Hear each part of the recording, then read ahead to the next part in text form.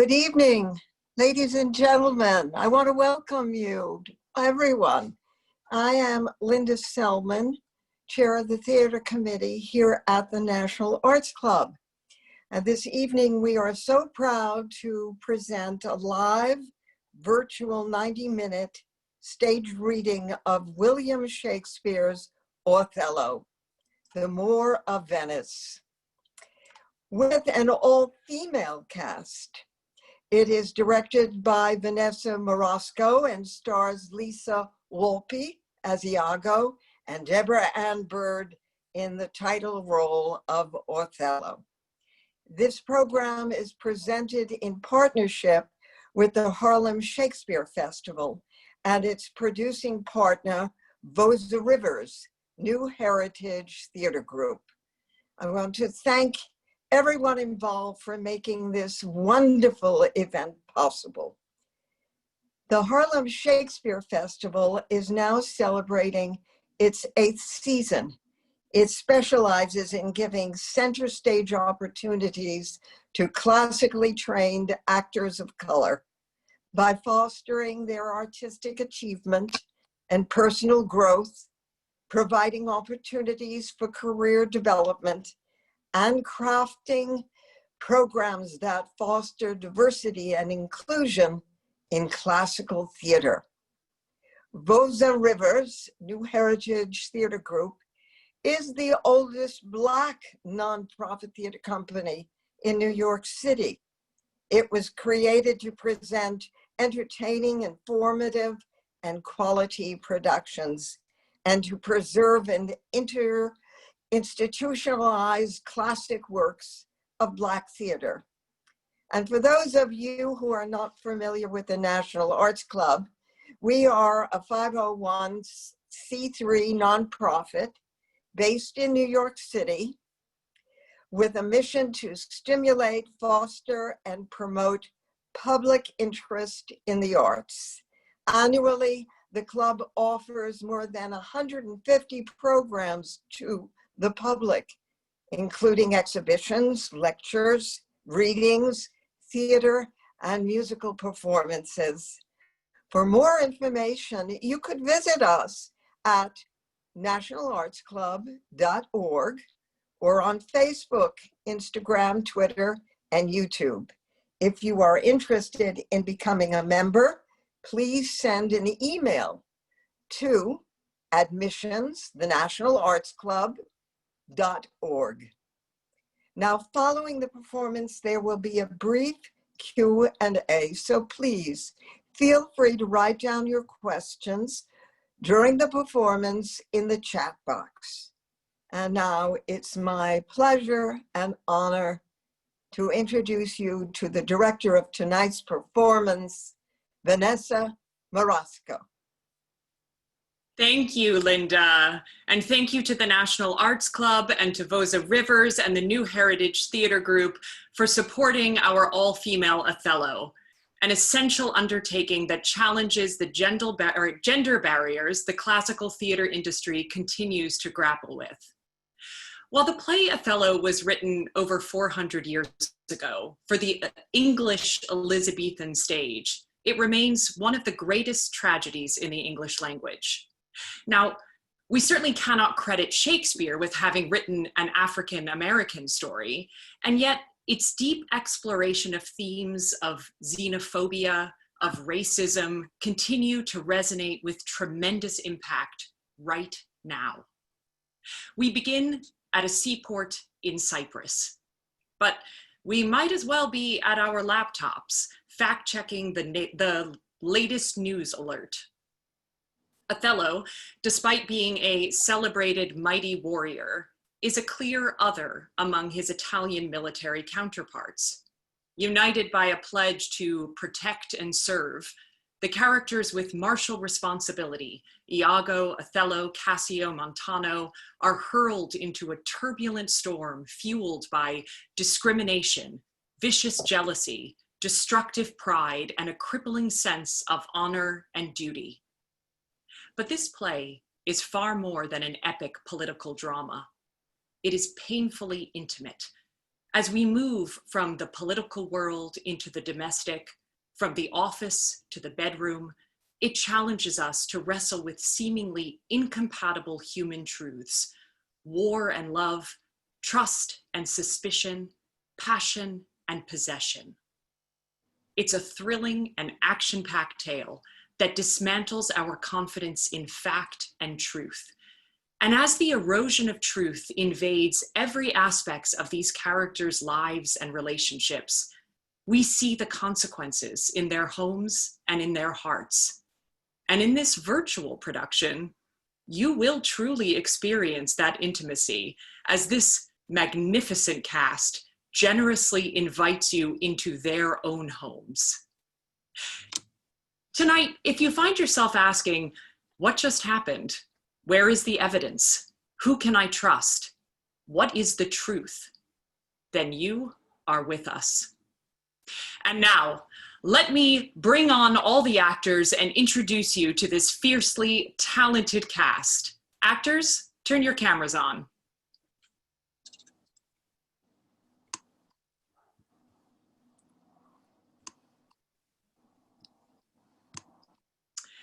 Welcome, welcome. Let me introduce you to each person we have performing with us tonight. If you would say your name and the character you're playing, and let us know where you're zooming in from. Natasha. Hi, I'm Natasha Yannacañedo. I'm playing EMILIA, and I am in Harlem, New York.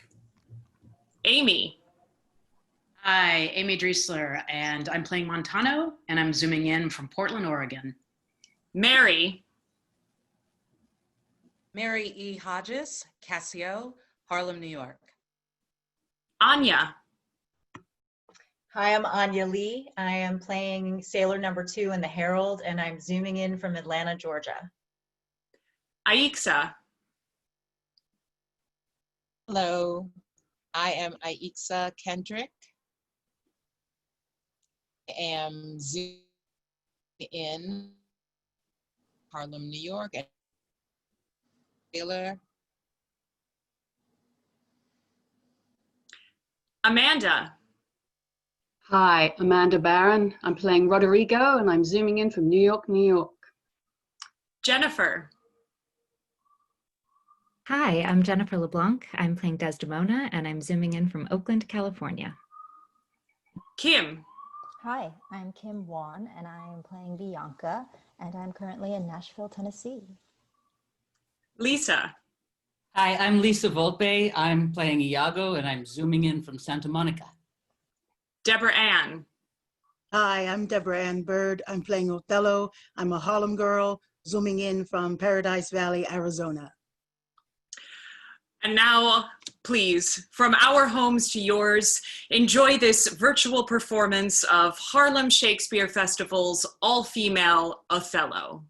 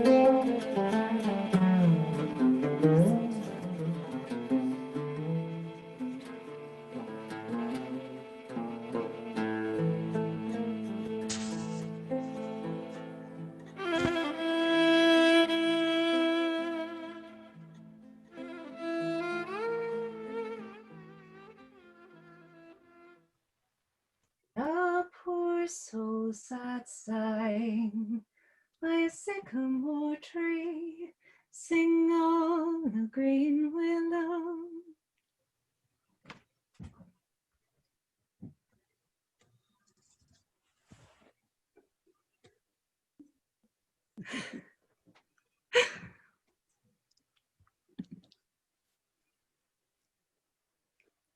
I pray you hear me speak, that I did love the Moor to marry him.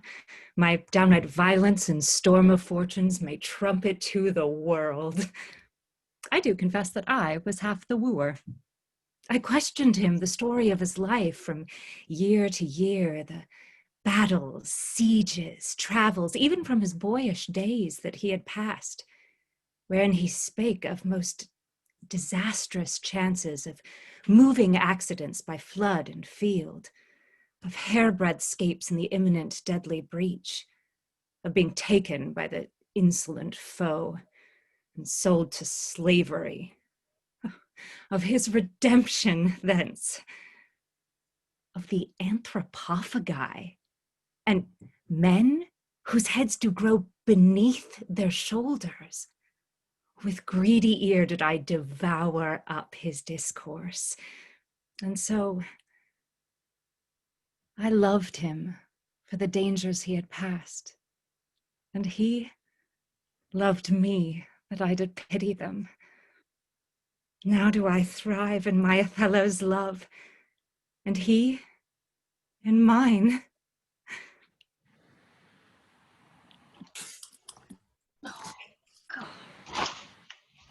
Hush! Never tell me. No, I take it much unkindly that thou, Iago, who hast had my purse as if the strings were thine, shouldst know of this. Blood, but you'll not hear me. If ever I did dream of such a matter, abhor me. Thou toldest me thou did hold him in thy hate. Despise me if I do not. 3 great ones of the city in personal suit to make me his lieutenant off cap to me. And by the faith of man, I know my price. I am worth no worse a place. But what says he? I have already chose my officer. One Michael Cassio, a Florentine, that never set a squadron in the field, nor the division of a battle knows more than a spinster. Mere prattle without practice is all his soldiership. But I would not follow him then. Oh, sir, content you. I follow him to serve my turn upon him. Heaven is my judge, not I, for love and duty, but seeming so for my peculiar end. For when my outward action doth demonstrate the native act, and figure of my heart and compliment extern, 'tis not long after, but I will wear my heart upon my sleeve for daws to peck at. I am not what I am. Go, Roderigo. There are many events in the womb of time that will be delivered.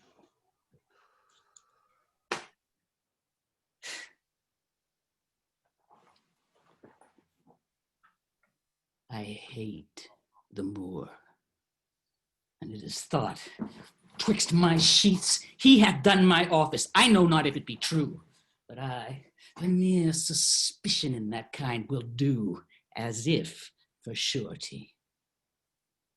He holds me well, the better shall my purpose work on him. Cassio is a proper man. Let me see now. To get his place and to plume up my will in double knavery. How? Let's see. After some time to abuse Othello's ear that Cassio's too familiar with his wife. He hath a person and a smooth disposed to be suspected, framed to make women false. The Moor is of a free and open nature, that thinks men honest, that but seem to be so, and will as tenderly be led by the nose as asses are. I have it.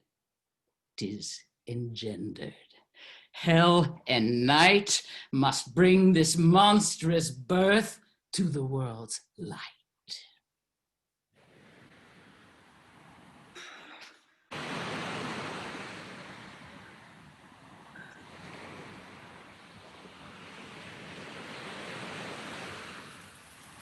What from the Cape can you discern at sea?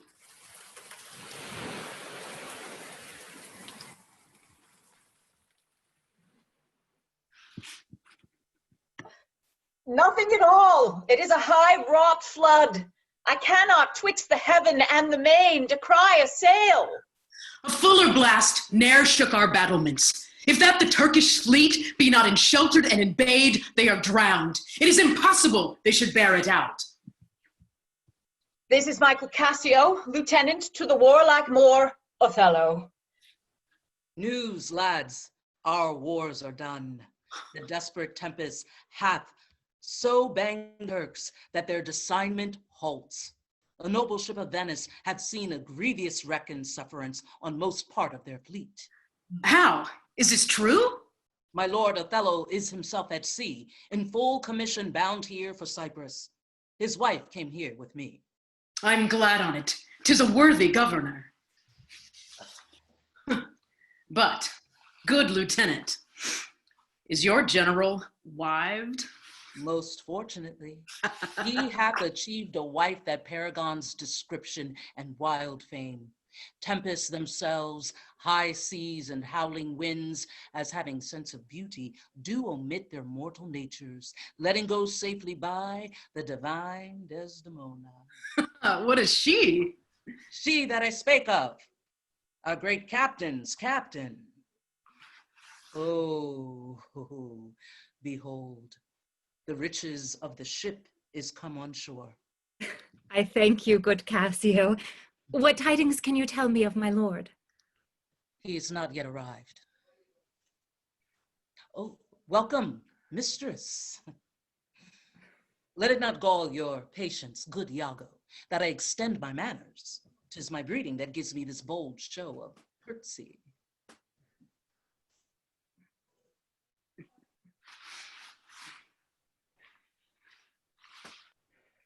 Takes her by the palm. Aye, well said, whisper. With as little a web as this will I ensnare as great a fly as Cassio.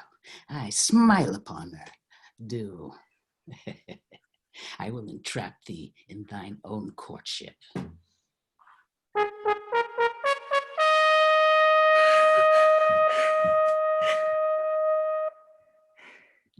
Oh, my fair warrior.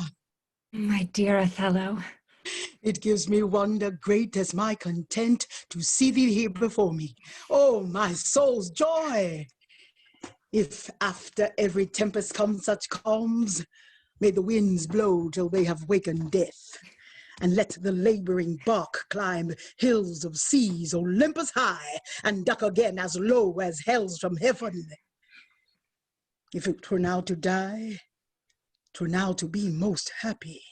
For I fear my soul hath her content so absolute that not another comfort like to this succeeds in unknown fate. Heavens forbid, but that our loves and comforts should increase, even as our days do grow. Amen to that, sweet powers. I cannot speak enough of this content. It stops me here. It is too much of joy. And this, our greatest discords be that e'er our hearts shall make. News, friends, our wars are done. The Turks are drowned. How's my old acquaintance of this isle? I prithee, good Iago, go to the bay and disembark my coffers.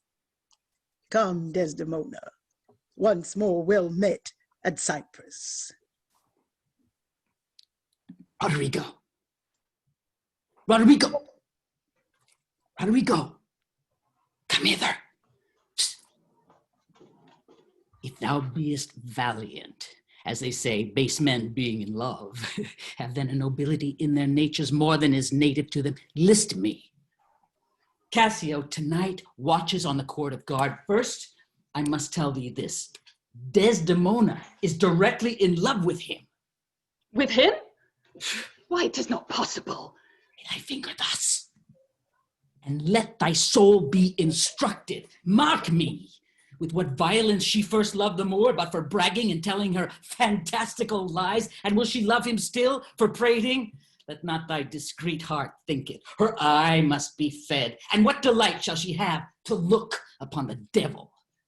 When the blood is made dull with the act of sport, there should be again to inflame it and to give satiety a fresh appetite, loveliness in favor, sympathy in years, manners and beauties, all which the Moor is defective in now. For want of these required conveniencies, her delicate tenderness will find itself abused, begin to heave the gourd, disrelish and abhor the Moor. Very nature will instruct her in it. Now, sir, this granted, who stands so eminent in the degree of this fortune as Cassio does? Why none? Why none? The knave is handsome, young, and hath all those requisites in him that folly and green minds look after. A pestilent, complete knave. And the woman that's found him already. I cannot believe that in her. No, she is too full of the most blessed condition. Blessed. Fig's end. The wine she drinks is made of grapes. If she had been blessed, she would never have loved the Moor. Blessed pudding. Didst thou not see her paddle with the palm of his hand? Didst not mark that? Yes, that I did, but that was but courtesy. Lechery. By this hand, they met so near with their lips that their breaths embraced together. Villain thoughts, Roderigo. But, sir, be you ruled by me. Watch you tonight. Cassio knows you not. I'll not be far from you. Do you find some occasion to anger Cassio? Well? Sir, he's rash and very sudden in choler, and haply may strike at you, provoke him that he may. But out of that, shall I cause the displanting of Cassio, so shall you have a shorter journey to your desires. By the means I shall then have to prefer them, and the impediment most profitably removed, without the which there were no expectation of our prosperity. I will do this if I can bring it to any opportunity. I warrant thee. Meet me by and by at the citadel. I must fetch his necessaries ashore. Farewell! Ha! Adieu!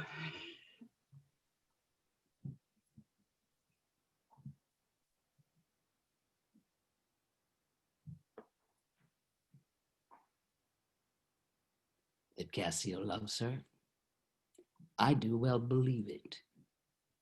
That she loves him, 'tis apt and of great credit. The Moor, howbeit I endure him not, is of a constant, loving, noble nature, and will, I dare think, prove to Desdemona a most dear husband. Now, I do love her too, not out of absolute lust, though peradventure I stand accountant for as great a sin, but partly led to die at my revenge, for that I do suspect the lusty Moor hath leapt into my seat, the thought whereof doth like a poisonous mineral gnaw my innards, and nothing can nor shall content my soul till I am even with him, wife for wife. Failing so, yet that I put the Moor into a jealousy so strong that judgment cannot cure, which thing to do? If this poor trash of Venice, who I trash for his quick hunting, stand the putting on, I'll have our Michael Cassio on the hip, abuse him to the Moor in the rank garb, for I fear Cassio with my nightcap too. Make the Moor thank me, love me, and reward me for making him egregiously an ass, practicing upon his peace and quiet, even to madness. 'Tis here, but yet confused. Knavery's plain face is never seen till used.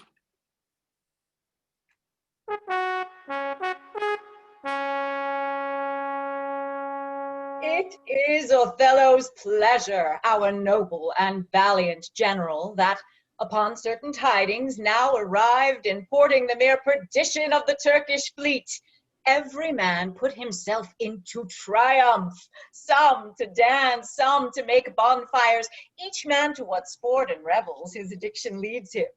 For besides these beneficial news, it is the celebration of his nuptial. So much was his pleasure should be proclaimed. All offices are open, and there is full liberty of feasting from this present hour of 5 till the bell hath tolled 11. Heaven bless the Isle of Cyprus and our noble General Othello. Cheers!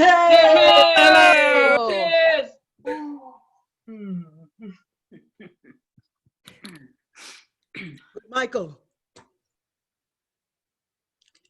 look you to the guard tonight. Come, my dear love. Come, Lieutenant, I have a stoup of wine. Not tonight, good Iago. I have very poor and unhappy brains for drinking. Oh, but 1 cup, I'll drink for you. I have drunk but 1 cup tonight, and I am unfortunate in the infirmity, and dare not task my weakness with any more. What, man? 'Tis a night of revels. The gallants desire it. I'll do it, but it dislikes me.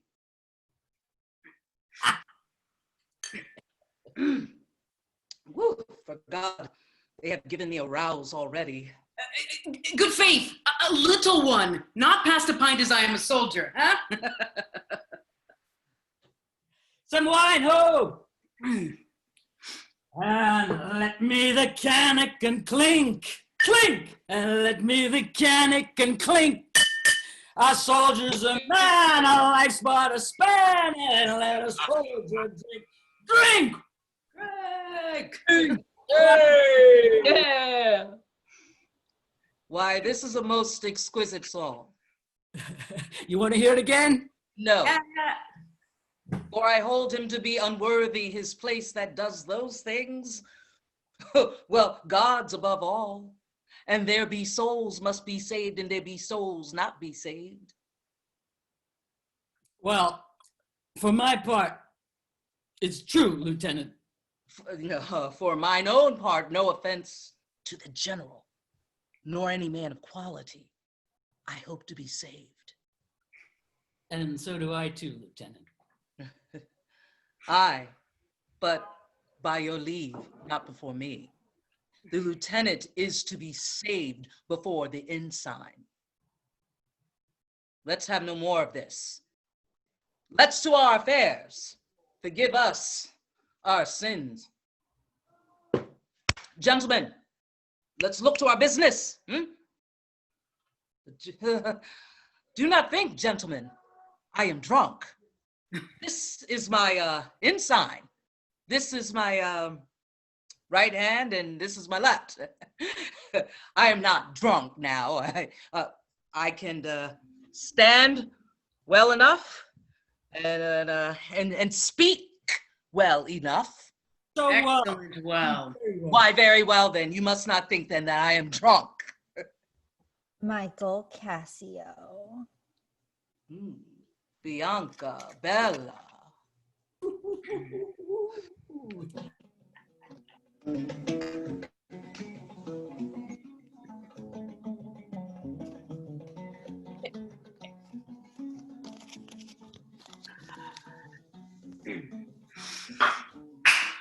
To the platform, masters, come. Let's set the watch. You see this fellow that's gone before. He's a soldier fit to stand by Caesar and give direction and do but say his vice. I fear the trust Othello puts him in on some odd time of his infirmity will shake this island. But is he often thus? If evermore the prologue to his sleep, he'll watch the orologue a double set, if drink rock not his cradle. It were well the general will put in mind of it. Perhaps he sees it not, or his good nature prizes the virtue that appears in Cassio, and looks not on his evils. Is not this true? How now? Roderigo, I pray you. After the lieutenant, go. Oh, great pity that the noble Moor should hazard such a place as his own second with one of an ingraft infirmity. It were an honest action to say so to the Moor. Not I, for this fair island. I do love Cassio well, and would do much to cure him of this evil. Look.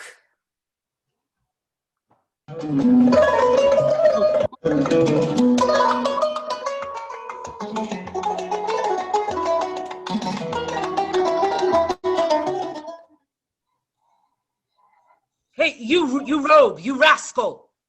What's the matter, Lieutenant? Dost thou prate, you rogue? Ugh. Oh! Nay, good Lieutenant, I pray you, sir, hold your hand.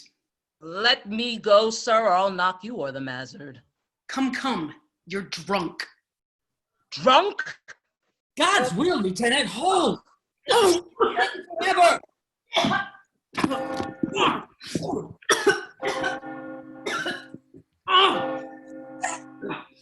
What's the matter here? Zones, I bleed still. I am hurt to... Hold for your lives! Hold, Lieutenant! Sir! Montano, gentlemen, have you all forgot your sense of place and duty? Hold! The General speaks to you! Hold! Hold for shame! Why, how now, hold? From whence ariseth this? Are we turned Turks? Put by this barbarous brawl. He that stirs next to call for his own rage holds his soul light. He dies upon his motion. Silence that dreadful bell. It frightens the isle from her propriety. What's the matter, masters? Honest IAGO that looked dead with grieving. Speak, who began this? On thy love I charge thee.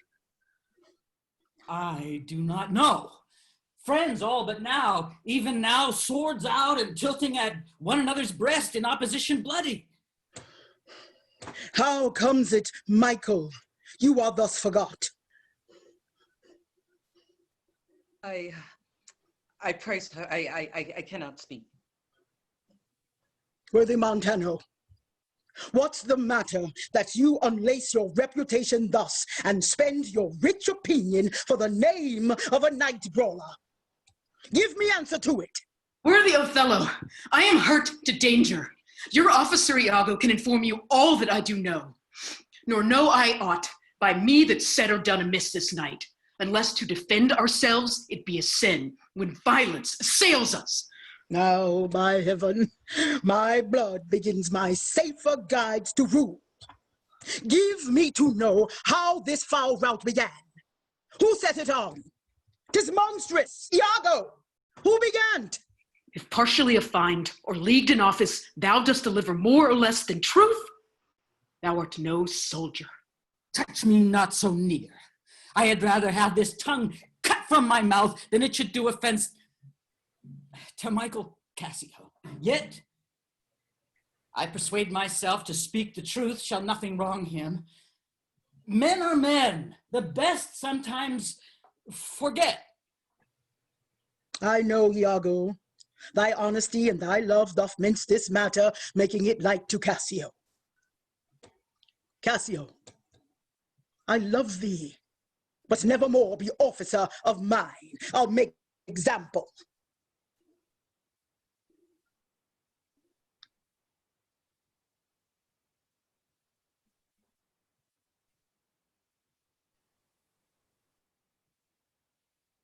Come, come.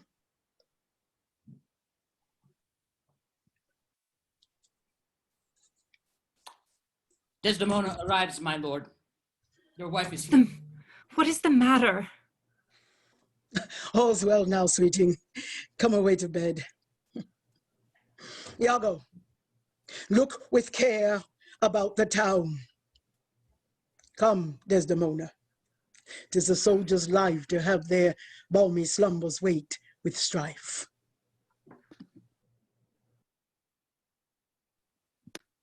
Well, are you hurt, Lieutenant? I past all surgery. Mary, heaven forbid. Reputation, reputation, reputation. Oh, I have lost my reputation. I have lost the immortal part of myself, and what remains is bestial. My reputation, IAGO, my reputation. As I am an honest man, I thought that you had received some bodily wound. There's more sense in that than in reputation. Reputation is an idle and most false imposition. Got without merit and lost without deserving. You have lost no reputation at all unless you repute yourself such a loser. What? Man, there are ways to recover the general again. Sue to him again and he's yours. I will rather sue to be despised than to deceive so good a commander with so slight, so drunken, and so indiscreet an officer. Drunk! And squabble, swagger, swear. O thou invisible spirit of wine, let us call thee devil. What was he that you followed with your sword? What had he done to you? I know not. It's possible. I remember a mass of things, but nothing distinctly. A quarrel, but nothing wherefore. Oh God, that men should put an enemy in their mouths to steal away their brains. That we should, with joy, play, songs, revel, and applause, transform ourselves into beasts. You're but now well enough. How came you thus recovered? It hath pleased the devil drunkenness to give place to the devil wrath. One unperfectness shows me another to make me frankly despise myself. Come, you are too severe a moraler. As the time, the place, and the condition of this country stands, I could heartily wish this had not befallen. But since it is, as it is, mend it for your own good. I will ask him for my place again. He shall tell me I am a drunkard. To be now a sensible man, by and by a fool, and presently a beast. Oh, strange. Every inordinate cup is unblessed, and the ingredient is a devil. Come, come. Good wine is a good familiar creature if it be well used. Exclaim no more against it. And, good lieutenant, I think you think I love you. I have well approved it, sir. I, drunk. You or any man living may be drunk at a time, man. I'll tell you what you should do. Our general's wife is now the general. I may say so in this respect, for that he hath devoted and given up himself to the contemplation, mark, and denotement of her parts and graces. Confess yourself freely to her. Importune her help to put you in your place again. She is of so free, so apt, so blessed a disposition. She holds it a vice in her goodness not to do more than she is requested. This broken joint between you and her husband, entreat her to splinter. And my fortunes against any lay worth naming, this crack of your love shall go stronger than it was before. You advise me well. Protest in the sincerity of love and honest kindness. I think it freely, and betimes in the morning I will beseech the virtuous Desdemona to undertake for me. I am desperate of my fortunes if they check me here. You are in the right. Good night, Lieutenant. I must to the watch. Good night, honest IAGO.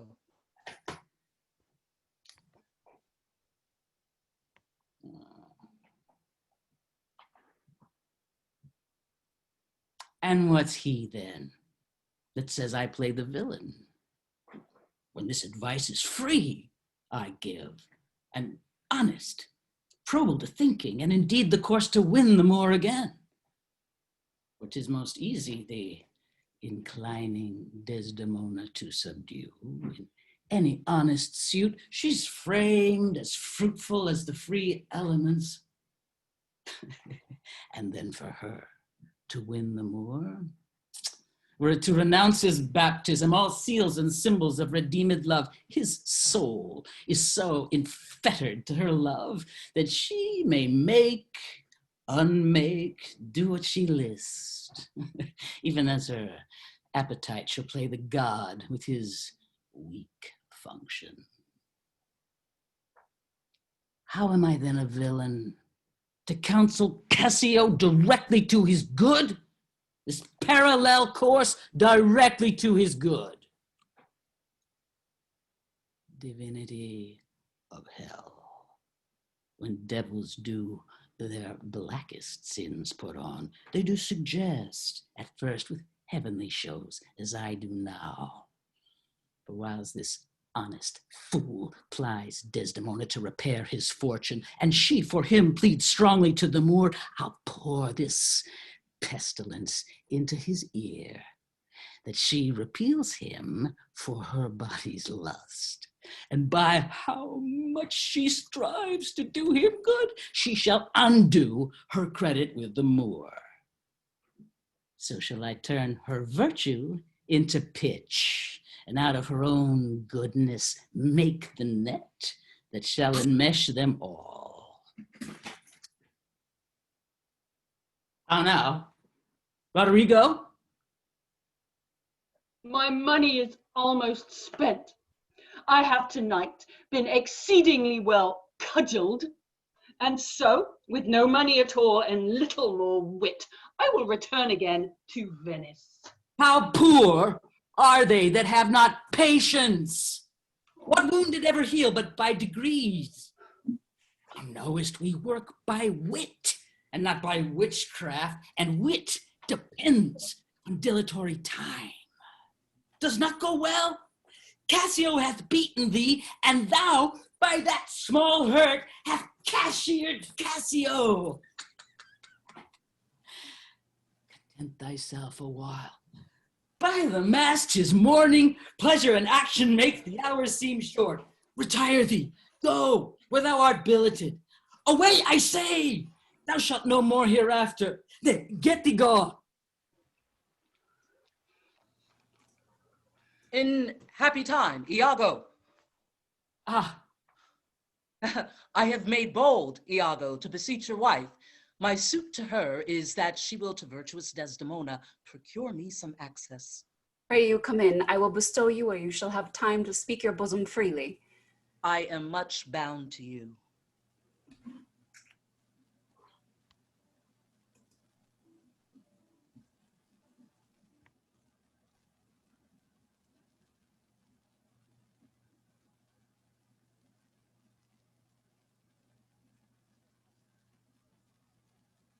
Two things are to be done. My wife must move for Cassio to her mistress. I'll set her on, myself the while to draw the Moor apart and bring him jump where he may Cassio find, soliciting his wife. Aye, that's the way. Dull not device by coldness and delay. Be thou assured, good Cassio, I will do all my abilities in thy behalf. Good madam, do. I warrant it grieves my husband as if the case were his. Oh, that's an honest fellow. Do not doubt, Cassio, but I will have my lord and you again as friendly as you were. Bounteous madam, whatever shall become of Michael Cassio, he's never anything but your true servant. Before Emilia here, I give thee warrant of thy place. Assure thee, if I do vow a friendship, I'll perform it to the last article. My lord shall never rest. I'll watch him tame and talk him out of patience. His bed shall seem a school, his board a shrift. I'll intermingle everything he does with Cassio's suit. Therefore be merry, Cassio, for thy solicitor shall rather die than give thy cause away. Madam, here comes my lord. Madam, I'll take my leave. Why stay and hear me speak? Madam, not now. I am very ill at ease, unfit for mine own purposes. Well, do your discretion.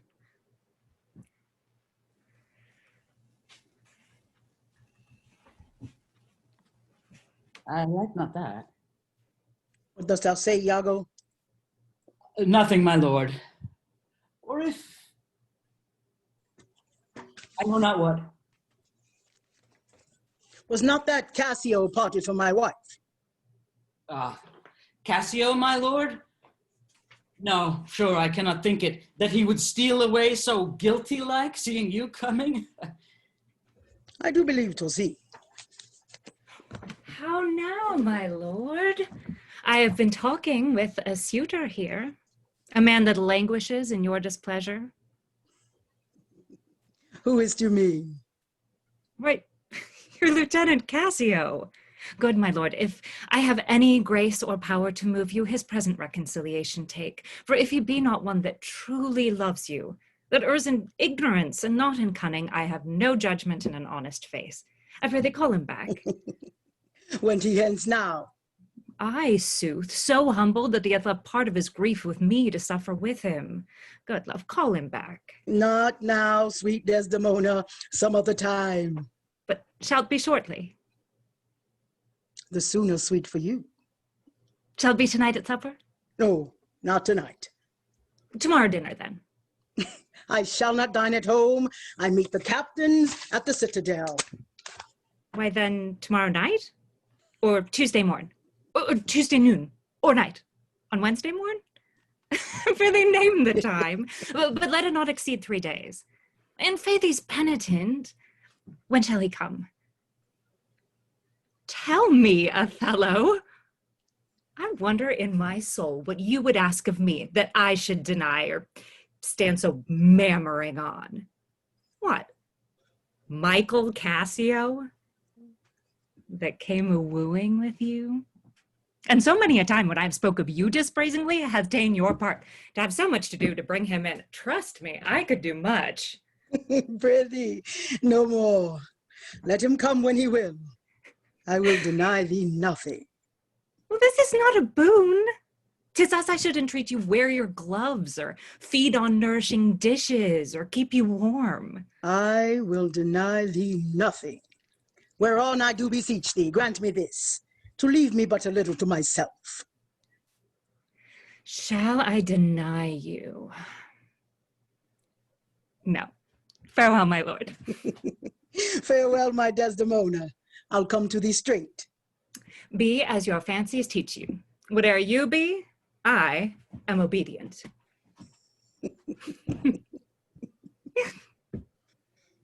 Excellent wretch.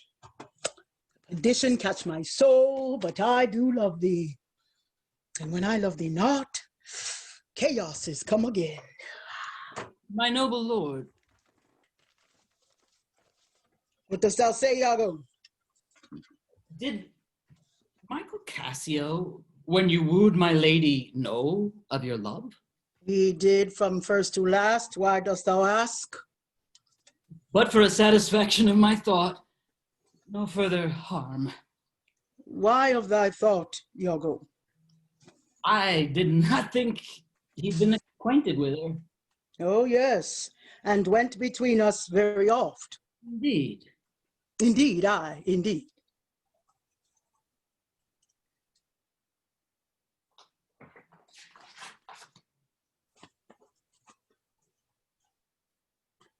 Is he not honest? Honest, my lord. Honest, aye, honest. My lord, for aught I know.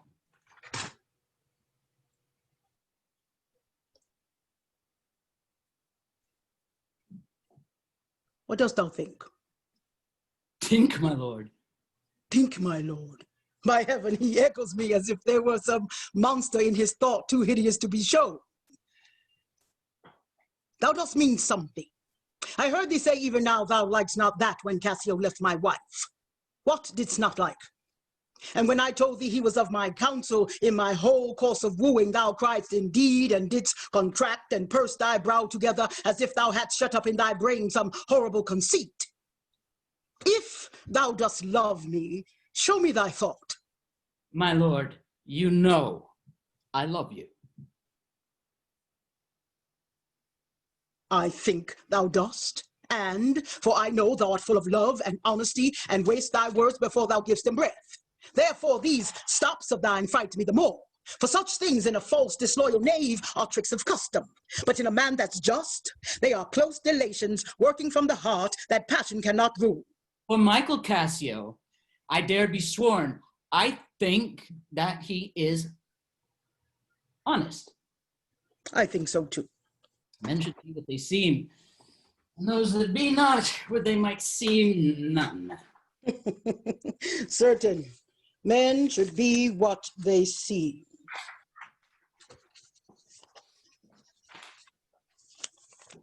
Or those that be not, would they might see none. Nay, yet there's more in this. I prithee, speak to me as to thy thinkings, as thou dost ruminate and give thy worst of thoughts the worst of words. Good my lord, pardon me. As I confess, it is my nature's plague to spy into abuses.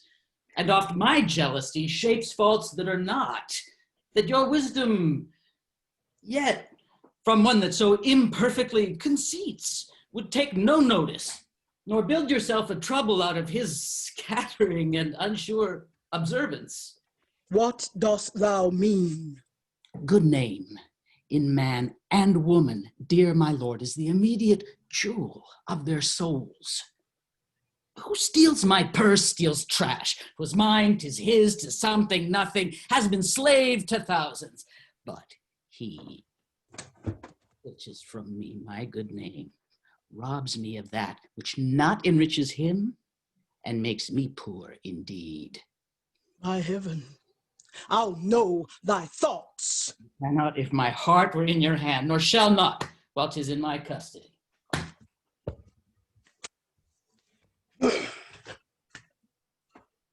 Oh, beware, my lord, of jealousy. It is the green-eyed monster that doth mock the meat it feeds on. That cuckold lives in bliss, who, certain of his fate, loves not his wronger. But oh, what damned minutes tells he o'er, who dotes, yet doubts, suspects, yet strongly loves. Why is this? Think'st thou I'll make a life of jealousy to follow still the changes of the moon with fresh suspicions? No, to be once in doubt is once to be resolved. Exchange me for a goat when I shall turn the business of my soul to such exsufflicate and blown surmises matching thy inference. 'Tis not to make me jealous to say my wife is fair, feeds well, loves company, is free of speech, sings, plays, and dances well. Where virtue is, these are more virtuous. Nor will I from my own weak merits draw the smallest fear or doubt of her revolt. For she had eyes and chose me. No, IAGO, I'll see before I doubt. And when I doubt, prove. And on this proof, there's no more but this. Away at once with love or jealousy.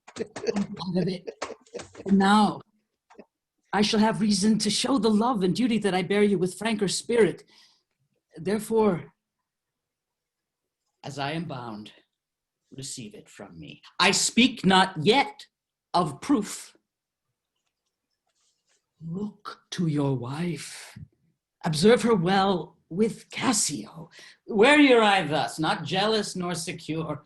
I would not have your free and noble nature out of self-bounty be abused. Look to it. I know our country disposition well. In Venice, they do let heaven see the pranks. They dare not show their husbands. Their best conscience is not to leave it undone, but to keep it unknown. Dost thou say so? She did deceive her father, marrying you. And when she seemed to shake and fear your looks, she loved them most. And so she did. Oh, too then, she that so young could give out such a seeming, to seal her father's eyes up close as oak. He thought 'twas witchcraft. But I am much to blame. I humbly do beseech you of your pardon for too much loving you. I am bound to thee forever. I see this hath a little dashed your spirits.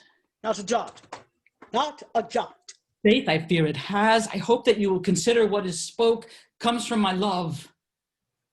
But I do see you are moved. I am to pray you not to strain my speech to grosser issues, nor to larger reach than to suspicion. I will not. If you do so, my lord, my speech should fall into such vile success as my thought aim not at. Cassio's my worthy friend. My lord, I see you're moved. No, not much moved.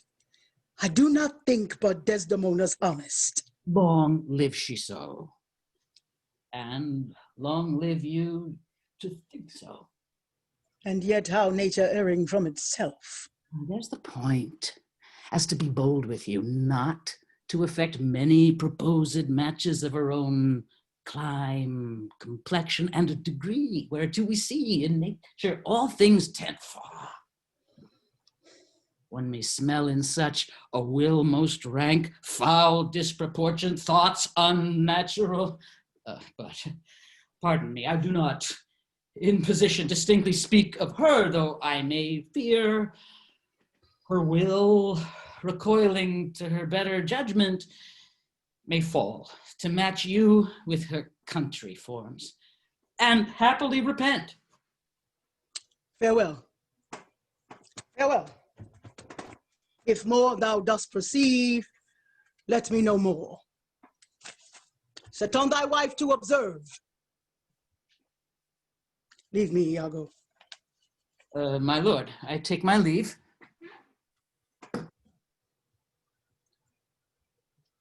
Why did I marry?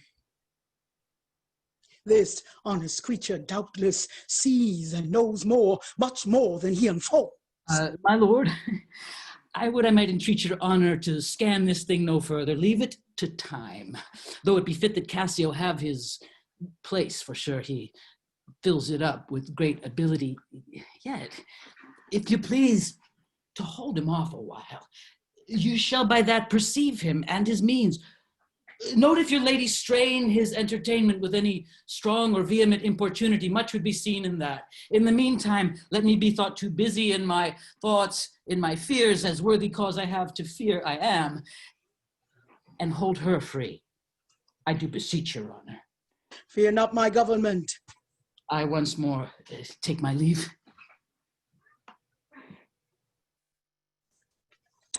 This fellow's of exceeding honesty, and knows all qualities of human dealings with a learned spirit.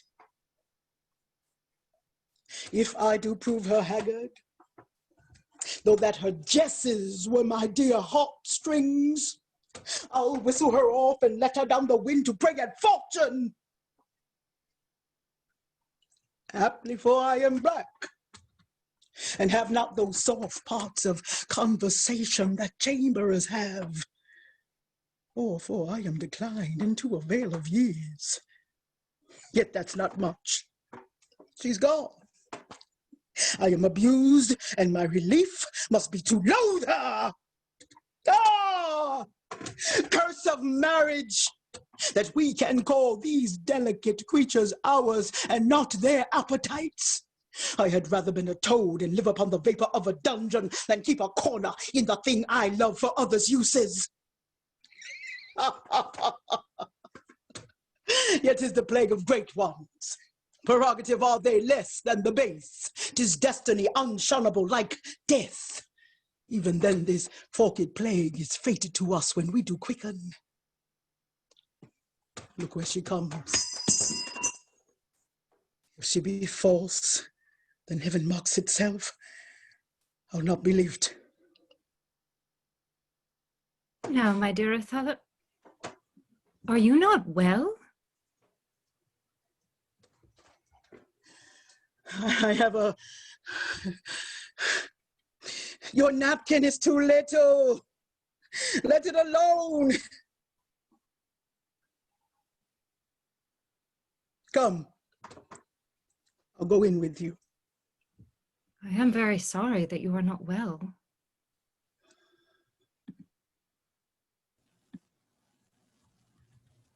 I am glad I have found this napkin. This was her first remembrance from the Moor. My wayward husband hath 100 times wooed me to steal it, but she so loves the token, for he conjured her she should ever keep it, that she reserves it evermore about her to kiss and talk to. I'll have the work ta'en out and give it Iago. What he will do with it, heaven knows, not I. I nothing but to please his fantasy. Oh, now, what do you here alone? Do not you chide, I have a thing for you. A thing for me? It is a common thing. Ha. To have a foolish wife. Oh, is that all? What will you give me now for the same handkerchief? What handkerchief? What handkerchief? Why, that the Moor first gave to Desdemona, that which so often you did bid me steal. Hast stolen it from her? No, faith, she let it drop by negligence, and to the advantage I, being here, took it up. Look, here it is. A good wench. Give it me. What will you do with it that you've been so earnest to have me filch it? Why, what's that to you? Huh? If it not be for some purpose of import, give it me again. Poor lady shall run mad when she lack it. Be not known on it. I have use for it. Go, leave me.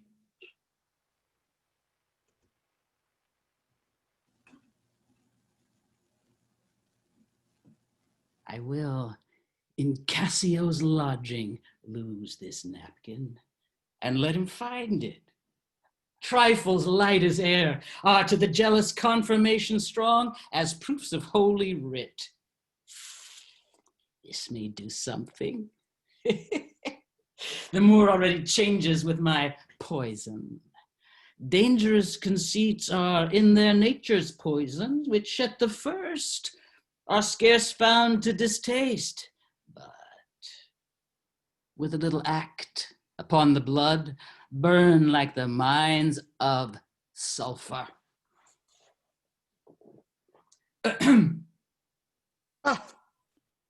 False to me? Why, how now, General? Avaunt and be gone. Thou hast set me on the rack. I swear, 'tis better to be much abused than to know it but a little. How now, my lord? What sense had I of her stolen hours of lust? I saw it not, thought it not, it harmed not me. I slept the next night well, was free and merry. I found not Cassio's kisses on her lips. He that is robbed, not wanting what is stolen, let him not note, and he's not robbed at all. Possible, my lord. Villain! Be sure thou provest my love a whore, be sure of it. Oh, by the worth of man's eternal soul, thou shouldst have better have been born a dog than answer thy weight wrath. Come to this. Make me to seat, or woe upon thy life. My noble lord. If thou dost slander her and torture me, never pray more. Abandon all remorse. On horror's head, horrors accumulate. Do deeds to make heaven weep, all earth amaze. For nothing canst thou to damnation add greater than that. Oh, grace. Oh, heaven, forgive me. Are you a man? Have you a soul or sense? God be with you. Take mine office. Oh, wretched fool, God be with you. Oh, monstrous world, take note, oh world, to be direct and honest is not safe. I thank you for this prophet, and from hence I'll love no friend, since love breeds such offense. Nay, stay. Thou shouldst be honest. I should be wise, for honesty's a fool, and loses that it works for. By the world, I think my wife be honest, and I think she is not. I think that thou art just, and I think that thou art not. I'll have some proof. Her name, that was as fresh as Diane's visage, is now begrimed and black as mine own face. If there be cords or knives, poison or fire or suffocating streams, I'll not endure it. Would I was satisfied. I see, sir, you are eaten up with passion. I do repent me that I put it to you. You would be satisfied. Nay, would. Nay, I will.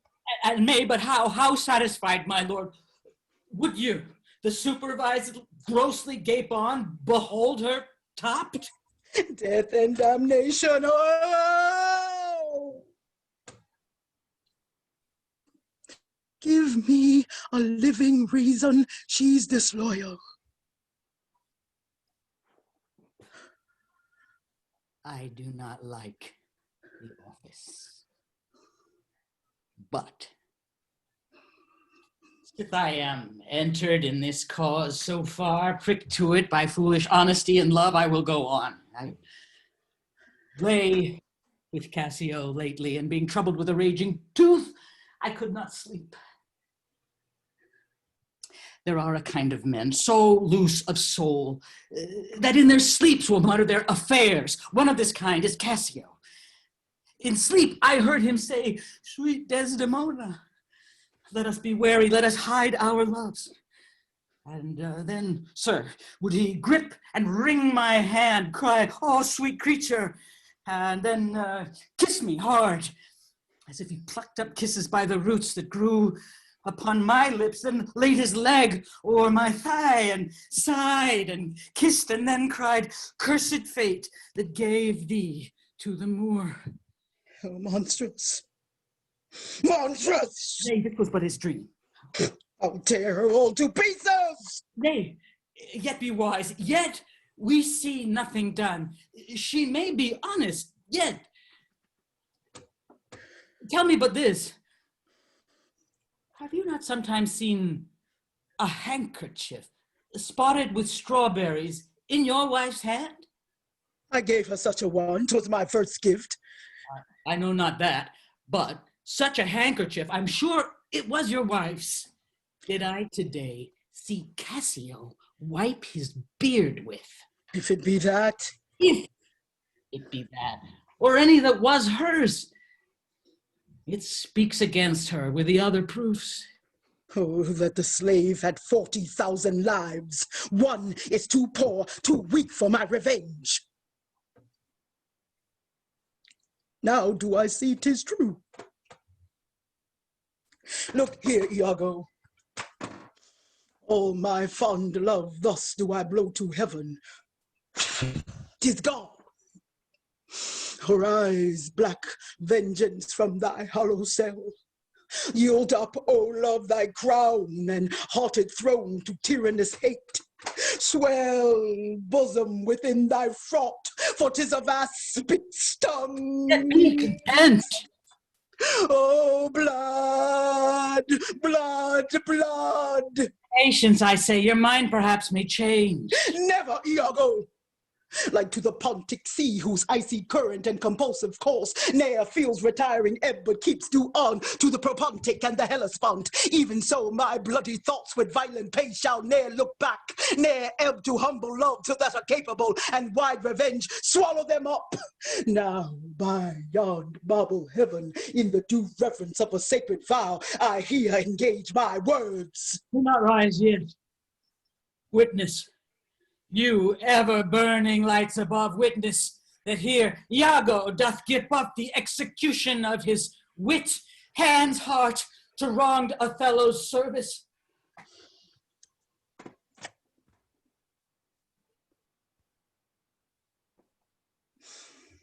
Within these 3 days, let me hear thee say that Cassio is not alive. My friend is dead. 'Tis done at your command. But let her live. I do beseech you, sir. Let her live. Damn her, lewd minx! Ah, damn her! Come, go with me apart.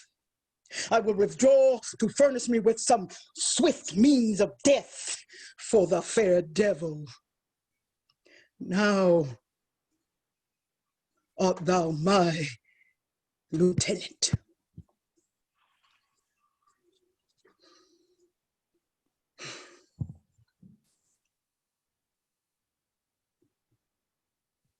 I am your own, forever.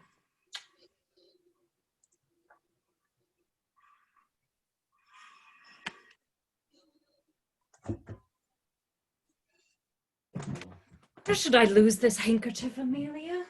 I know not, madam. Oh, how is't with you, my lord? Well, my good lady, how do you, Desdemona? Well, my good lord. Come now, your promise. What promise, Chuck? I have sent to bid Cassio come speak with you. I have a salt and sorry room offends me. Lend me thy handkerchief. Here, my lord. That which I gave you. I have it not about me. Not? No, indeed, my lord. That is a fault. That handkerchief did in Egyptian to my mother give. She was a charmer and could almost read the thoughts of people.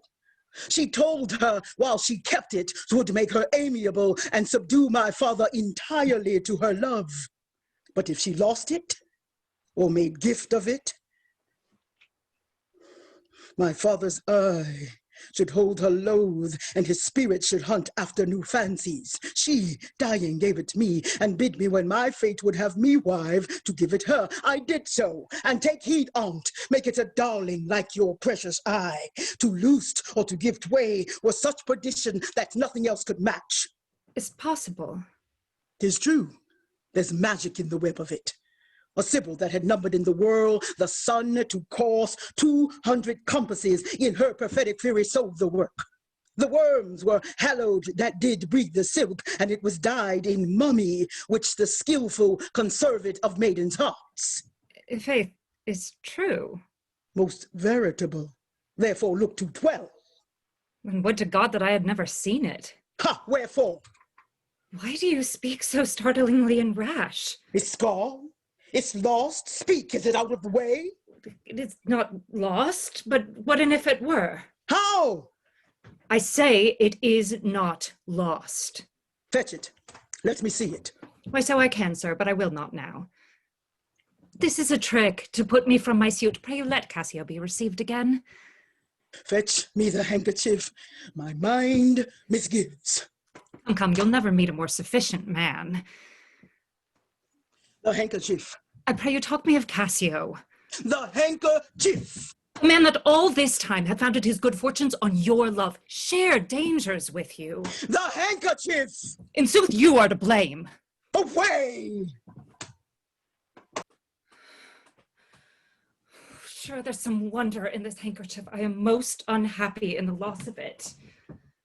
'Tis not a year or two shows us a man.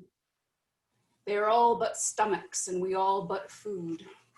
They eat us hungrily, and when they are full, they belch us.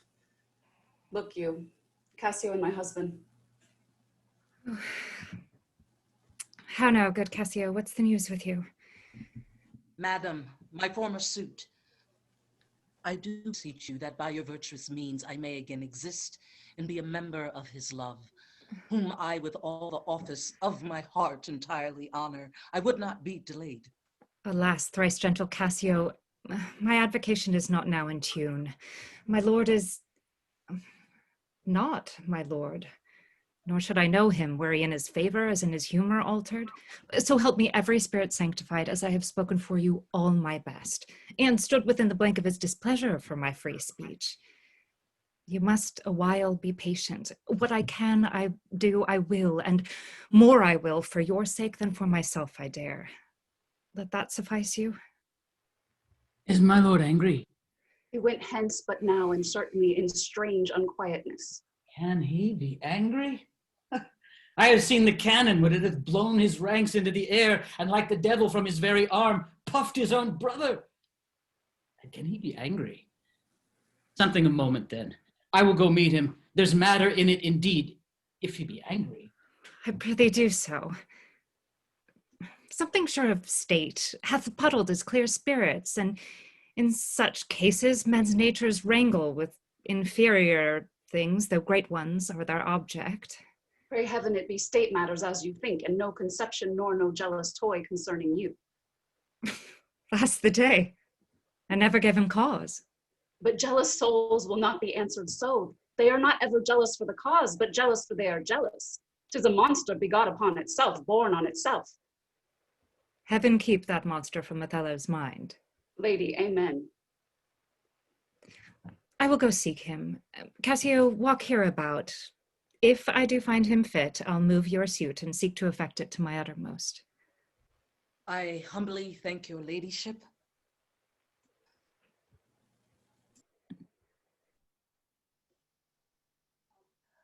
Save you, friend Cassio. What make you from home, my most fair Bianca? In faith, sweet love, I was coming to your house. And I was going to your lodging, Cassio. What? Keep a week away, 7 days and night. Oh, weary reckoning. Pardon me, Bianca, Bella.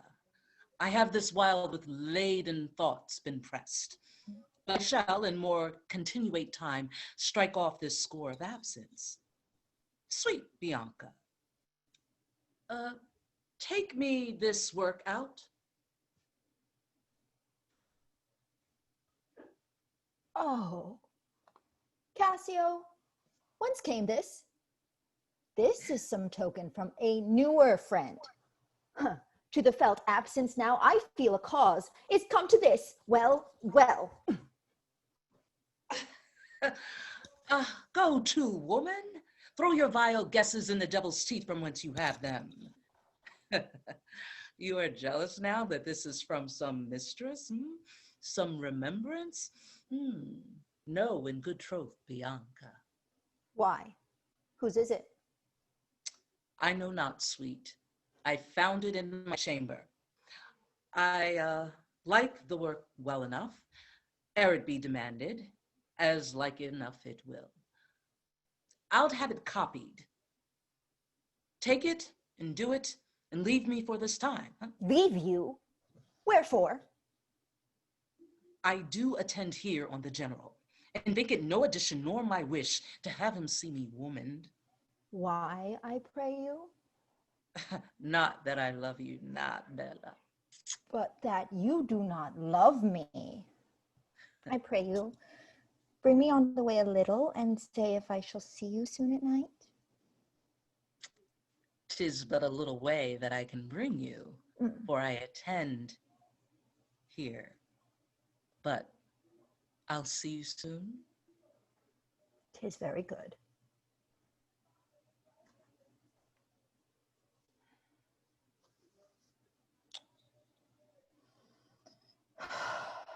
I must be circumstanced.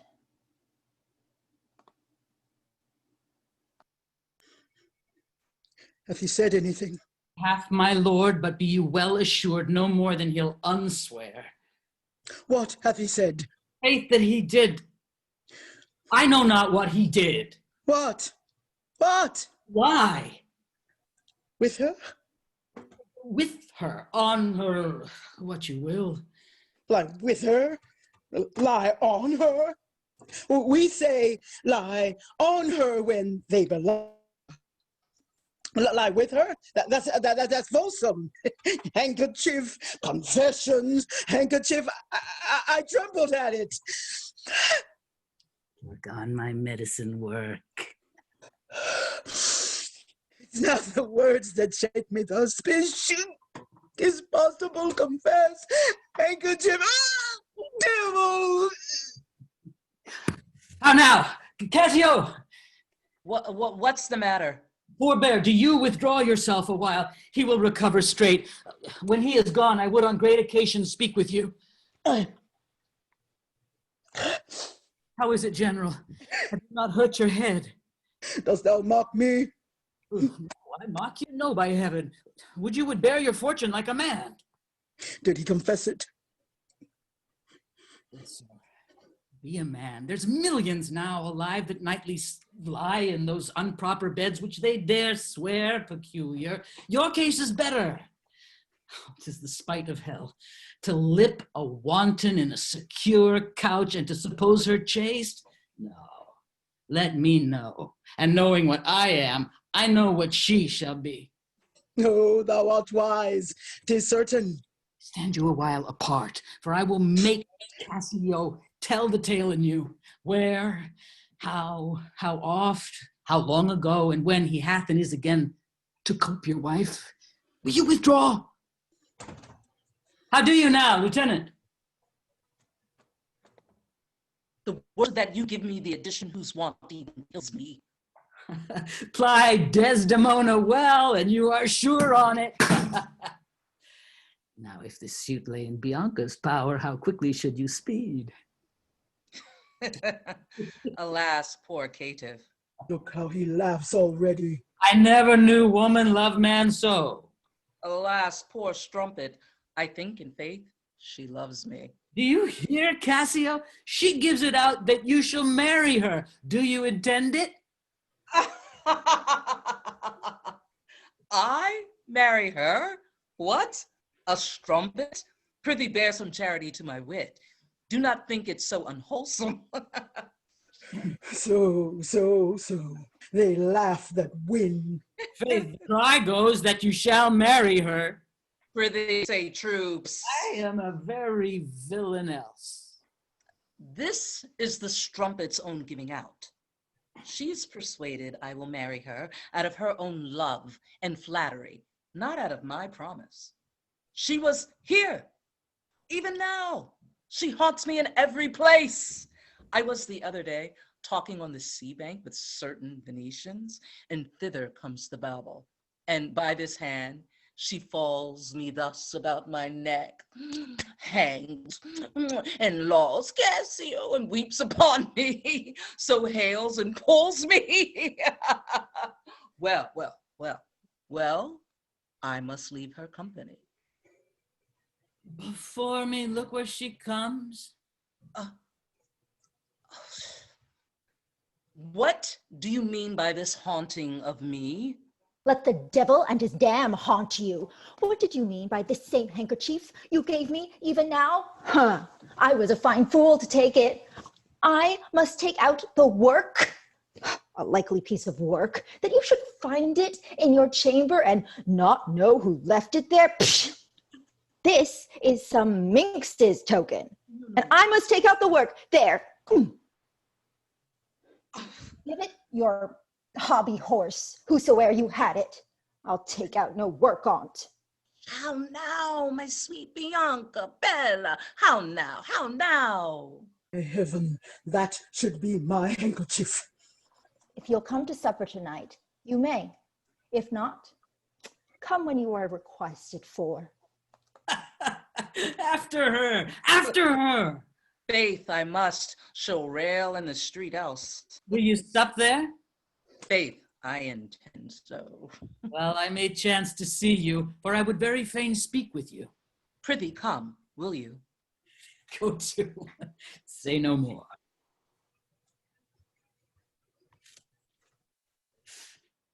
How shall I murder him, Iago? Did you perceive how he laughed at his vice? Oh, Iago. Did you see the handkerchief? Was it mine? Yours, by this hand, and to see how he prizes the foolish woman, your wife. She gave it him, and he hath given it his whore. Let her rot and perish and be damned tonight. I will chop her into messes, cuckold me. Ah, 'tis foul in her. With mine officer? That's fouler. Get me some poison, Iago. This night, Iago. Do it not with poison. Strangle her in her bed, the very bed that she hath contaminated. Good, good. The justice of it pleases, very good. And for Cassio, let me be his undertaker. You shall hear more by midnight. Excellent, good.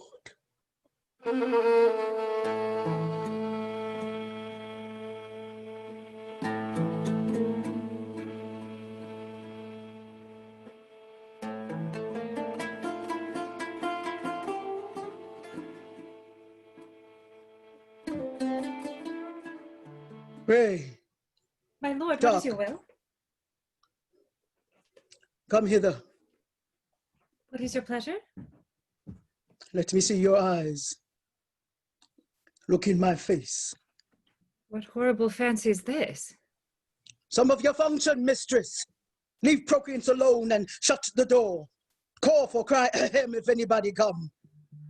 Your mystery, nay, dispatch! Upon my knees, what doth your speech import? I understand a fury in your words, but not the words. Why, what art thou? Wife, my lord, your true and loyal wife. Come, swear it. Damn thyself, lest being like one of heaven, the devil themselves should fear to seize thee. Therefore be double damned, swear thou art honest. Heaven doth truly know it. Heaven doth truly know that thou art false as hell. To whom, my lord?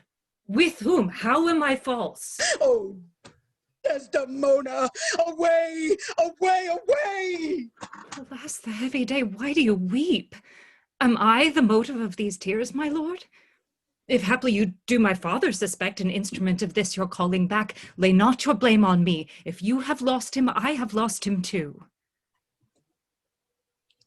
Had it pleased heaven to try me with affliction, had they rained all kinds of sores and shames on my bare head, steeped me in poverty to the very lips, given to captivity me and my utmost hopes, I should have found in some place of my soul a drop of patience.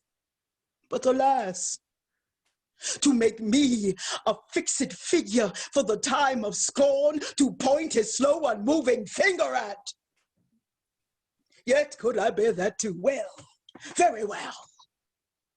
But there, where I have garnered up my heart, where either I must live or bear no life, the fountain from which my current runs or else dries up, to be discarded thence, or to keep as a cistern for foul toads to not engender in. I hope my noble lord esteems me honest. Oh, I, as summer flies are in the shambles that quicken even with blowing. Oh, thou weed, who art so lovely and fair and smell so sweet that the senses ache at thee, wouldst thou had ne'er been born. Alas, what ignorant sin have I committed? Was this fair paper, this most goodly book made to write whore upon? What committed? Committed? Oh, thou public commoner! I should make very forges of my cheeks that would to cinders burn up modesty, did I but speak thy deeds. What committed? Heaven stops the nose at it.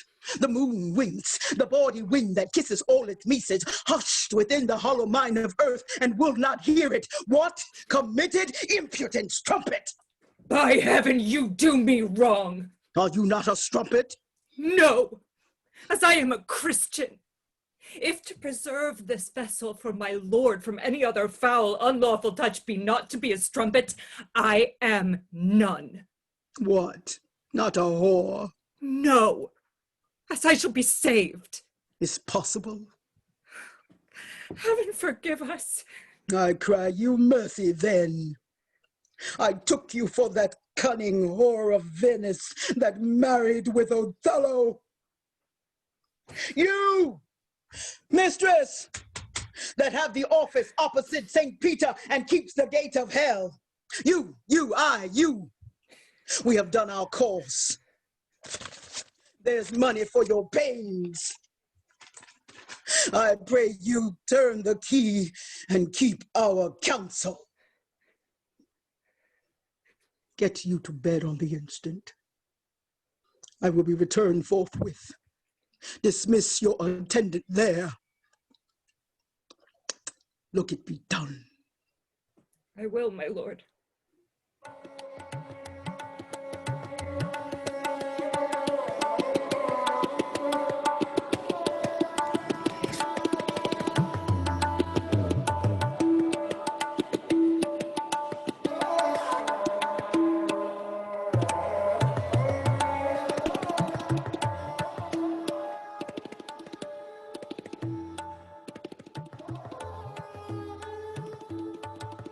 How goes it now?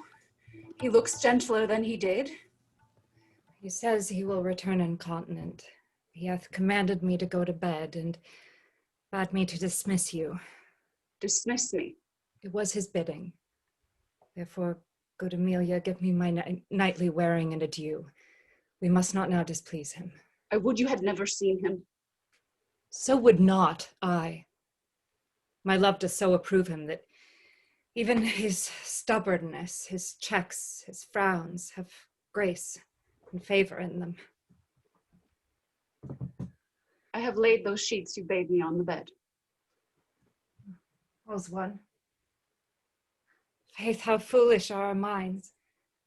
If I should die before thee, prithee, shroud me in one of these same sheets. Come, come, you talk. My mother had a maid called Barbary. She was in love, and he she loved proved mad and did forsake her. She had a song of willow, an old thing it was, but it expressed her fortune, and she died singing it. That song tonight will not go from my mind. I've much to do but to go hang my head all at one side and sing it like poor Barbary. Prithee, dispatch. Shall I go fetch your nightgown? No, I'll unpin me here. The poor soul sat sighing by a sycamore tree.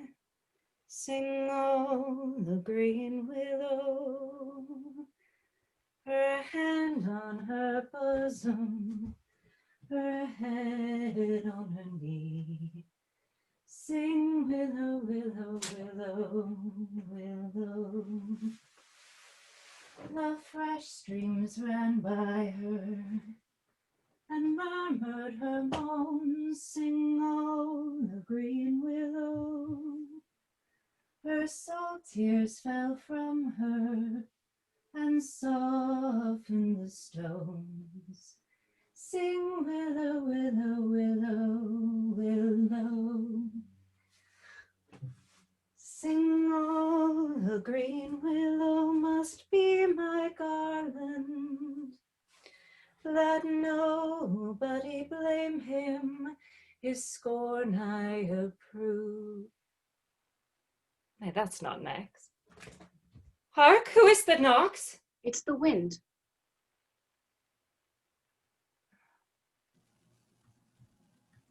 I called my love false love, but what said he then? Sing willow, willow, willow. If I court more women, you'll couch with more men. So, get thee gone. Good night. Mine eyes do itch. I thought but weeping. 'Tis neither here nor there. Heard it said so. Oh, these men, these men. Dost thou in conscience think, tell me, Emilia, that there be women do abuse their husbands in such gross kind? There be some such, no question. Wouldst thou do such a deed for all the world? Why, would not you? No, by this heavenly light. Nor I by this heavenly light. I might as well do it in the dark. Wouldst thou do such a deed for all the world? The world's a huge thing. It's a great price for a small vice. In troth, I think thou wouldst not. In troth, I think I should, and undo it when I have done.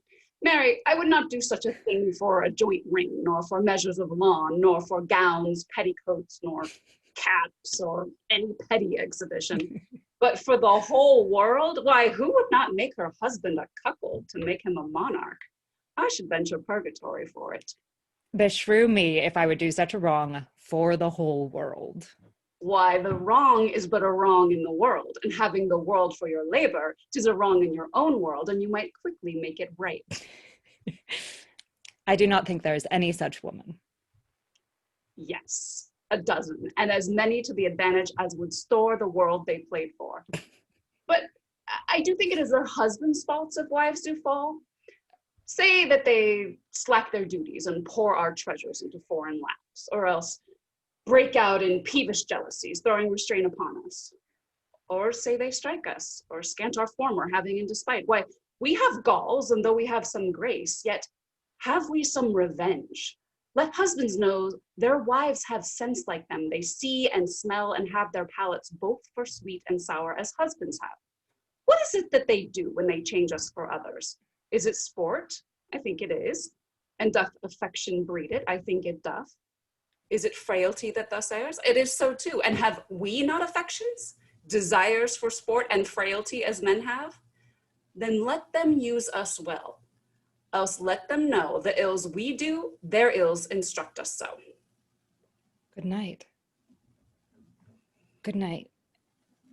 God may such usage send, not to pick bad from bad, but by bad, mend.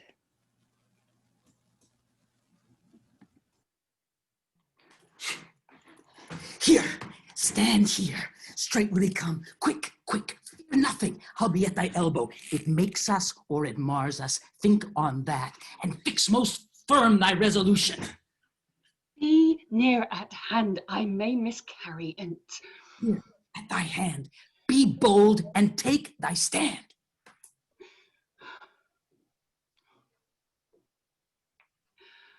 I have no great devotion to the deed, and yet he hath given me satisfying reasons. 'Tis but a man gone. Forth, my sword. He dies. 'Tis he, villain, thou diest.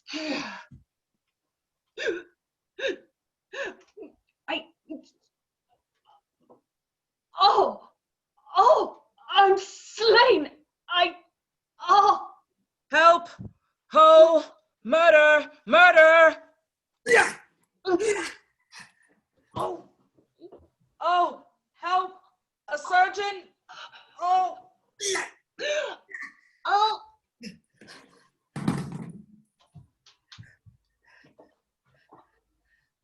Lass, what's the matter? What's the matter, husband?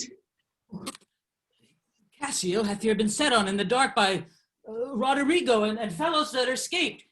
He's almost slain, and Roderigo's dead.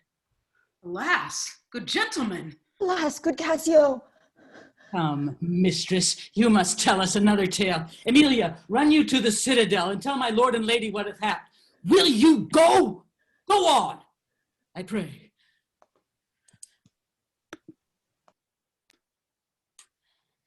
This is the night that either makes me or foredoes me quite.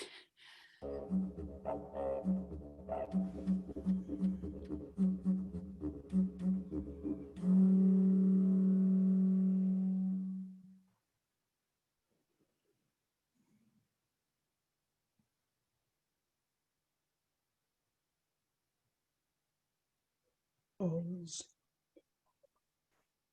It is the cause, my soul. Let me not name it to you, you chaste stars.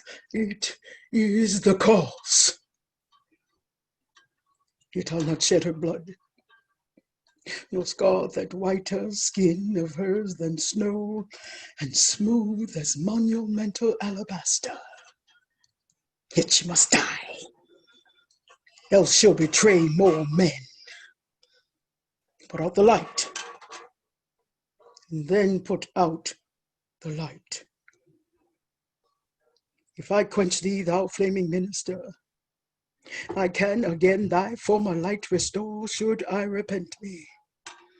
But once I put out thy light, thou cunningest pattern of excelling nature, I know not where is that Promethean heat that can thy light relume.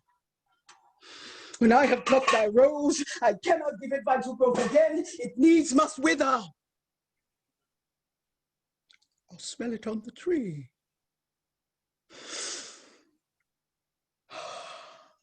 Balmy breath that does almost persuade justice to break her sword. One more. One more.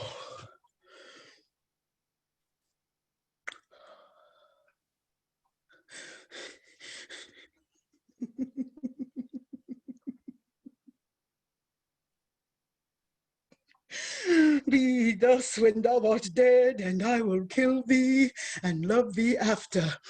One more. This the last. So sweet was ne'er so fatal. I must weep, but they are cruel tears. This sorrow's heavenly.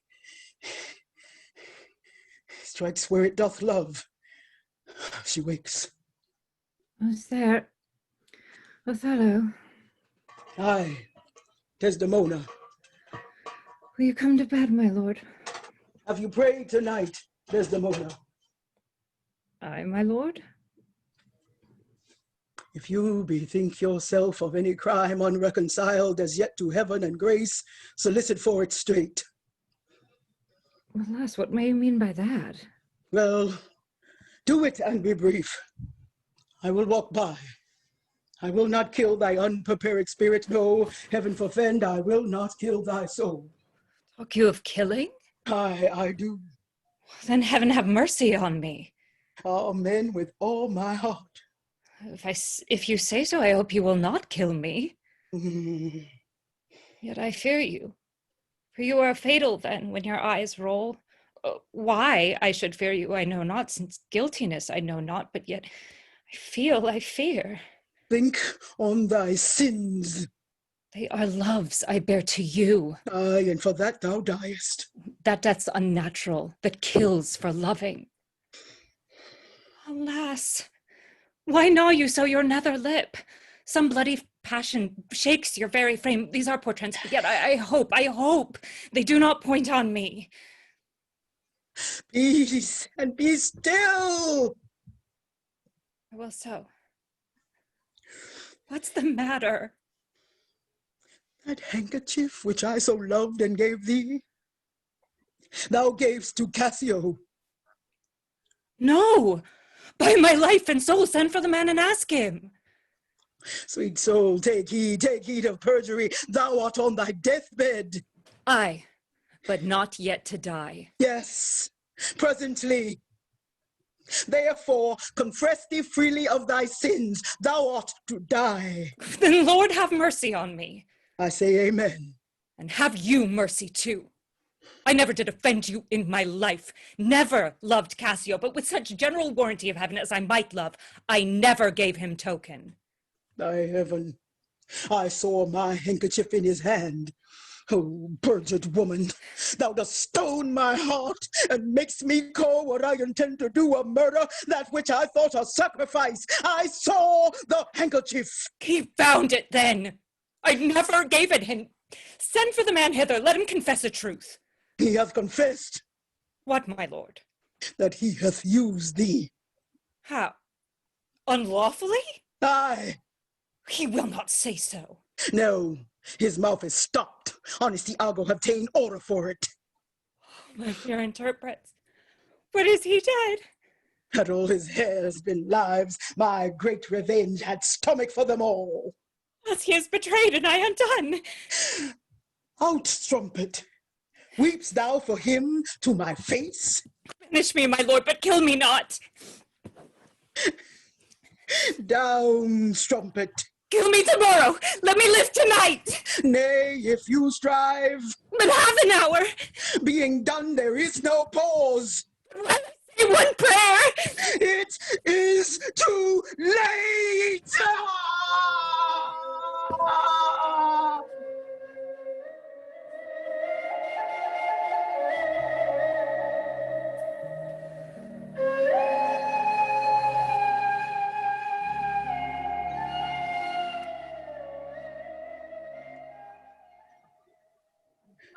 My lord, what ho, my lord, my lord. What noise is this? Not dead, not yet quite dead. I that am cruel am yet merciful, I would not have thee linger in thy pain. So. At home, my lord, my lord. Who's there? Oh, good, my lord, I would speak a word with you. Yes, 'tis EMILIA by and by. She's dead. 'Tis like she comes to speak of Cassio's death. What noise is here? No more moving. Still as the grave. Shall she come in? Words good. I think she stirs again. No. What best to do? If she come in, sure she'll want to speak with my wife. My wife. My wife. What wife? I have no wife. Oh, insupportable. Oh, heavy hour! Methinks there be a huge eclipse of sun and moon, and that the affrighted globes yawn at alteration. I do beseech you that I may speak with you, O good my lord. I have forgot thee. Oh, come in, Emilia. Where art thou? What's the matter with thee now? Oh, my good lord, yonder's foul murder's done. What now? But now, my lord, Cassio, my lord, hath killed a young Venetian called Roderigo. Roderigo killed and Cassio killed. No, Cassio is not killed. Not Cassio killed. Then foul murder's out of tune and sweet revenge grows harsh. Falsely murder it. Alas, what cry is that? That what? Out and alas, that was my lady's voice. Help, help, oh help! Oh lady, speak again, sweet Desdemona. Oh sweet mistress, speak. A guiltless death I die. Oh, who hath done this deed? Nobody. I myself. Commend me to my kind lord. Farewell. Why, how should she be murdered? Alas, who knows? You heard her say herself 'twas not I. She said so. I needs must report the truth. She's like a liar gone to burning hell. 'Twas I that killed her. Oh, the more angel she, and you the blacker devil. She turned to folly and she was a whore. Thou dost belie her, and thou art a devil.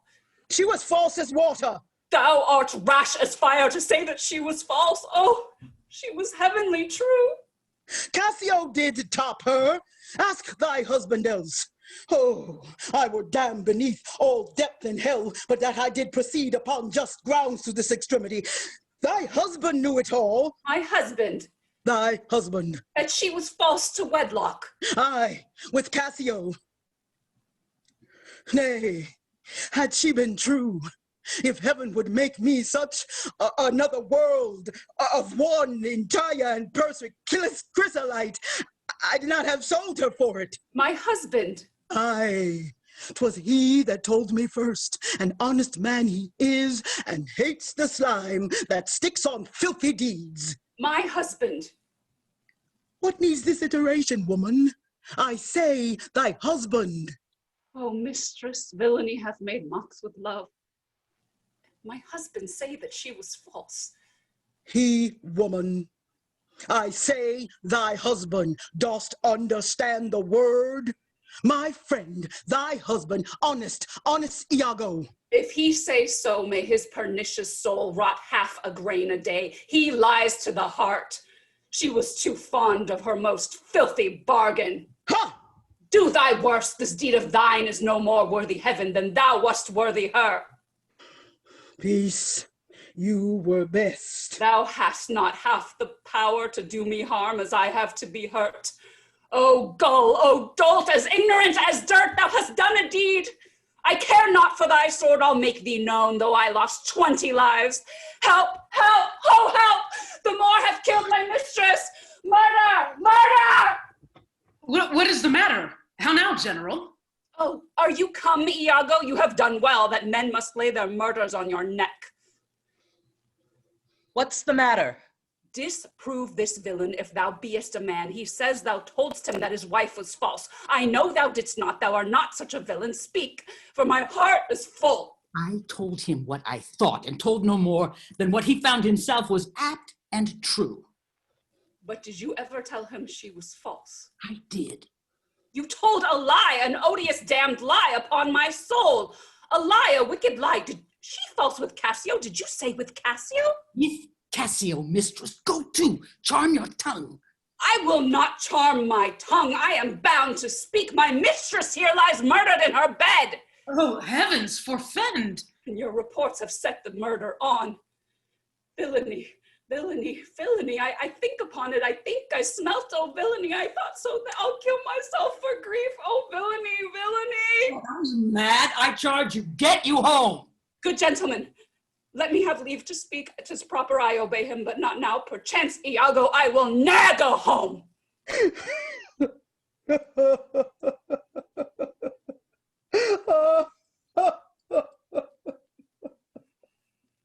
Nay, lay thee down and roar, for thou hast killed the sweetest innocent that e'er did look alive. Oh, she was foul. 'Tis pitiful, but Iago knows that she, with Cassio, the act of shame 1,000 times committed. Cassio confessed it, and she did gratify his amorous works with that recognizance and pledge of love which I first gave her. I saw it in his hand. It was an handkerchief, an antique token my father gave my mother. Oh heaven, oh heavenly powers. Come, hold your peace. 'Twill out, I peace. No, I will speak as liberal as the North. Let heaven and men and devils, let them all cry shame against me, yet I'll speak. Wise and get you home. I will not. Oh, thou dull Moor, that handkerchief thou speakest of, I found by fortune and did give my husband, for often with a solemn earnestness, more than indeed belonged to such a trifle, he begged of me to steal it. Villainous whore. She give it Cassio. No, alas, I found it and I did give it my husband. Filth, thou liest. By heaven, I do not, gentlemen. Oh, murderous coxcomb, what should such a fool do with so good a woman? Oh, there are no stones in heaven that would serve for thunder. Precious villain! Silence!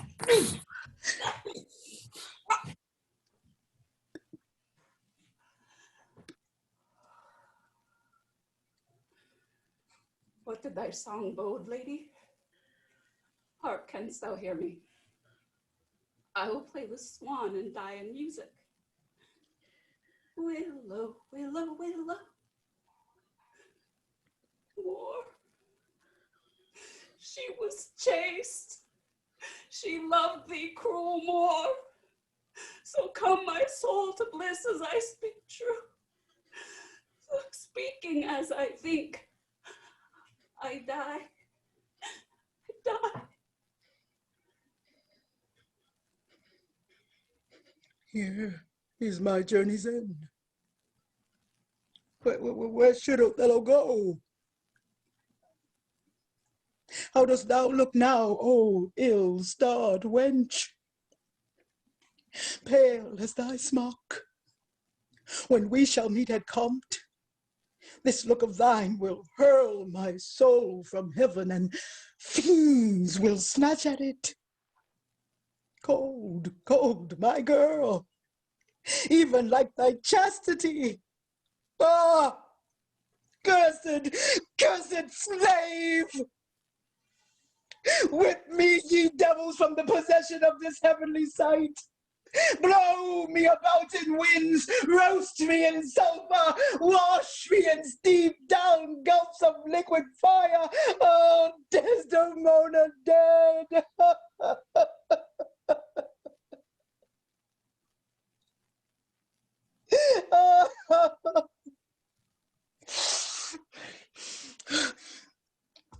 I pray you,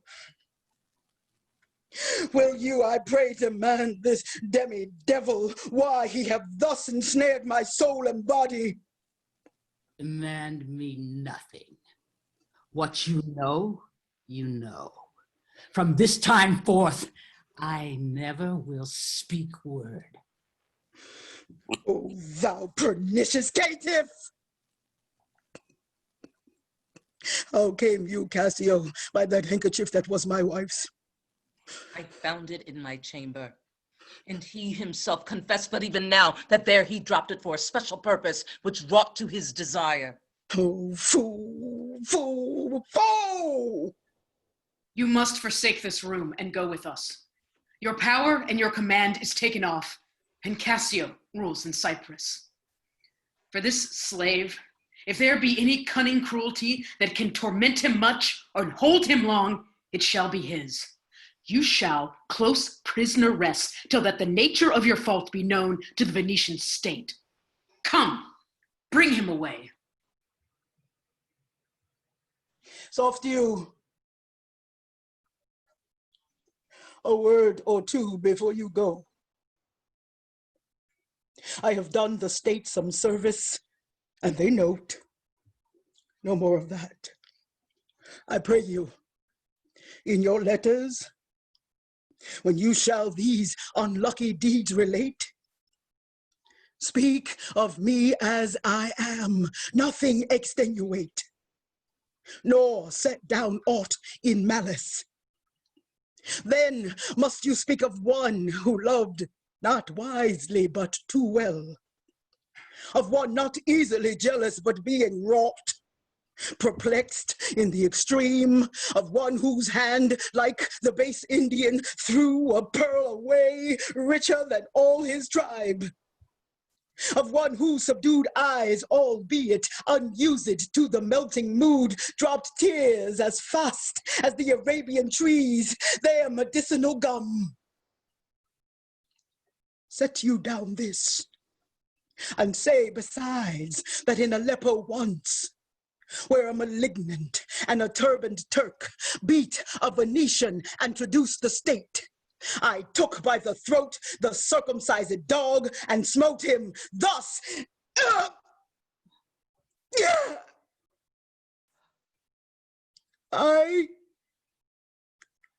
My Desdemona, I kiss thee ere I kill thee. No way but this, killing myself to die upon a kiss.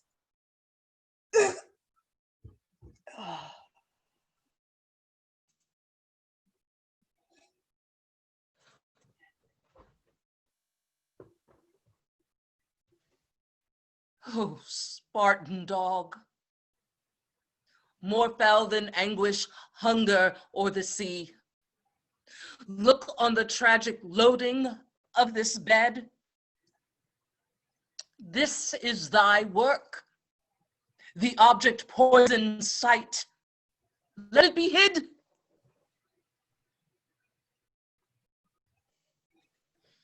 Montano, keep the house and seize upon the fortunes of the Moor. They succeed on you.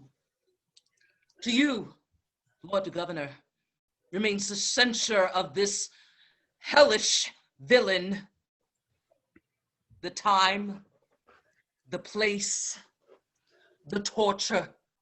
Oh, enforce it.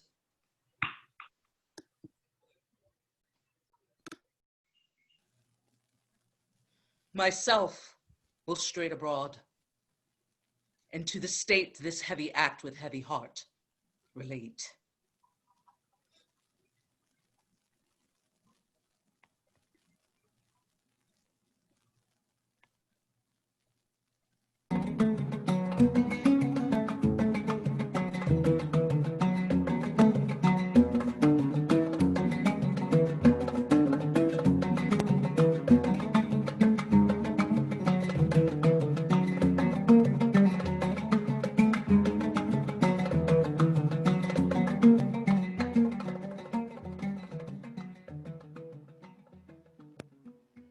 Thank you so much for joining us. Please join me in a virtual round of applause for all these extraordinary actors. I'm going to bring them on each and let you applaud for them wherever you are in the world right now. As I say your name, turn on your camera. We have Anja Lee as Sailor and Herald. We have Aixa Kendrick as Sailor. Wuan as Bianca. Natasha Yannacañedo as Emilia. Amy Driesler as Montano. Jennifer LeBlanc as Desdemona. Amanda Barron as Roderigo. Mary E. Hodges as CASSIO. Lisa Wolpe as IAGO. And Debra Ann Byrd as Othello. And behind the scenes, we also have Nidal Q as our audio engineer. And Norman Anthony Small as our Zoom director of production. I also want to say a special thank you to Vosa Rivers and the New Heritage Theater Group for sponsoring this production, and of course to the National Arts Club. We will be having a talk back with the actors, so stay around. Weren't they fabulous? Lots of applause in the chat. Thank you so much for joining us. Cast, you were magnificent. Thank you. You were magnificent, director. Oh, that means a lot to me, Othello.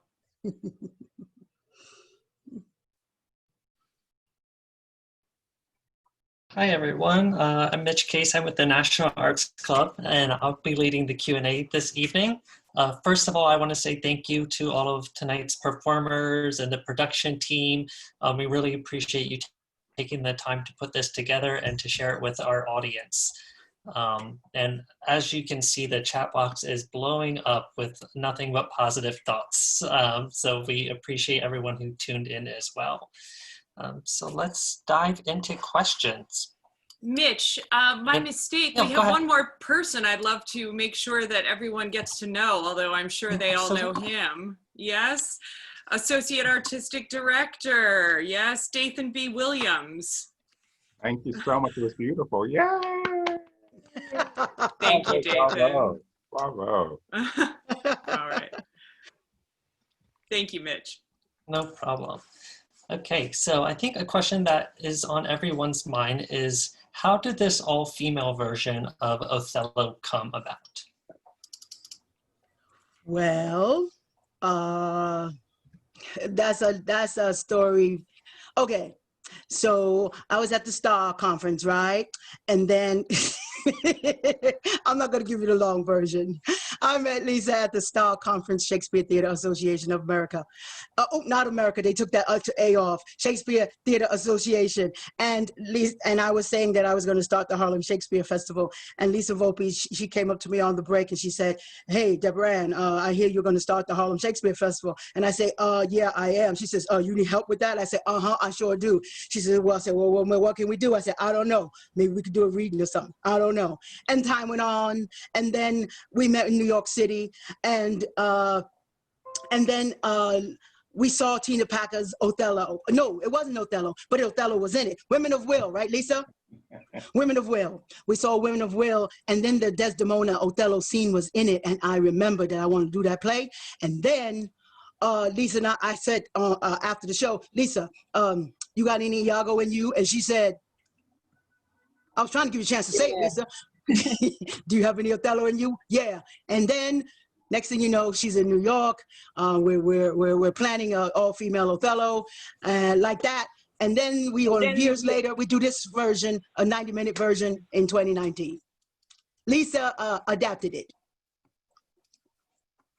Great. Yeah, that was another question that a lot of folks had, was how was the script adapted and condensed, and how was it decided which parts of the play to keep and to cut?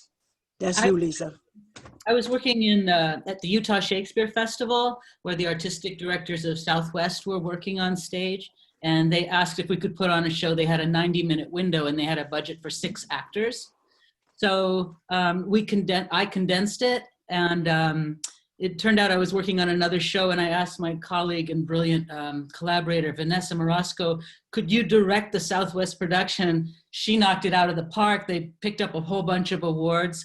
And then, just a couple of weeks ago, this Zoom idea came up. So I got to jump in and play IAGO again, which I haven't done for years. Thank you for time, basically. A similar question on the female adaptation is, this question actually comes from an audience member named Keely, and her question was, why was the choice made to use an all-female cast but to still play the characters as men versus as all-female or gender neutral? Keely, it's because we think it really is a play about domestic violence, and it's analyzing male behavior. It's a wartime play, and I'm a close reader of the plays. Sometimes I regender characters, but I thought it was very interesting that there were only 2 women in the play, and to surround them with male energy and have, I'm sorry, 3 women in the play. Bianca is obviously a very important part of the play. Normally you'd have like 21 guys in the dressing room and 3 women. So that sense of male privilege and being surrounded by power and wartime behavior, it felt like a really good contrast to what the women of the time would have been exposed to, and threw them into a more unfamiliar environment without any resources, I thought. Thank you. And then this question might be best answered by maybe a show of hands, but Virginia has the question, has everyone performed previously for the Harlem Shakespeare Festival? So it looks like the majority have performed in the past. Thank you. And another kind of show of hands, was this anyone's first time performing virtually?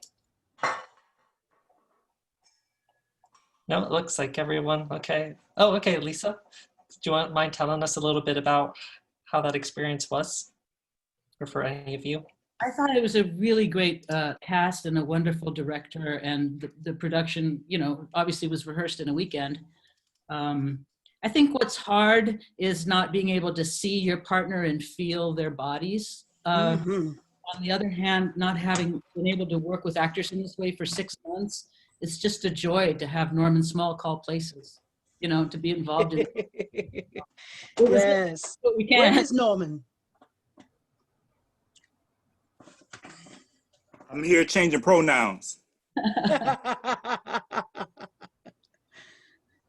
Anyone love you, anyone else's first time performing virtually, and how was that experience? I'm by phone by audio right now, just in case, because my visual's freezing up every now and then. I wanted to say this. I mean, I've been doing a lot of things on Zoom, but mostly privately, not for public. So this is my first public appearance in this capacity. But I couldn't imagine of taking something like this on with people that I don't know. So when we first had our first read, it was like a homecoming, if you will, of seeing people that you've worked with before. And with Harlem Shakespeare Festival. I mean, wouldn't you all agree that I felt comfortable and safe in this space with all of these women? Yes. So that makes a big difference. Absolutely. Great, thank you, well put. And then, so to whoever feels best suited to answer this, who would like to tell us a little bit more about the rehearsal process and how it was to use Zoom, and did you feel like you were flexing old muscles again? Jen? Yeah, you, Jen, yeah.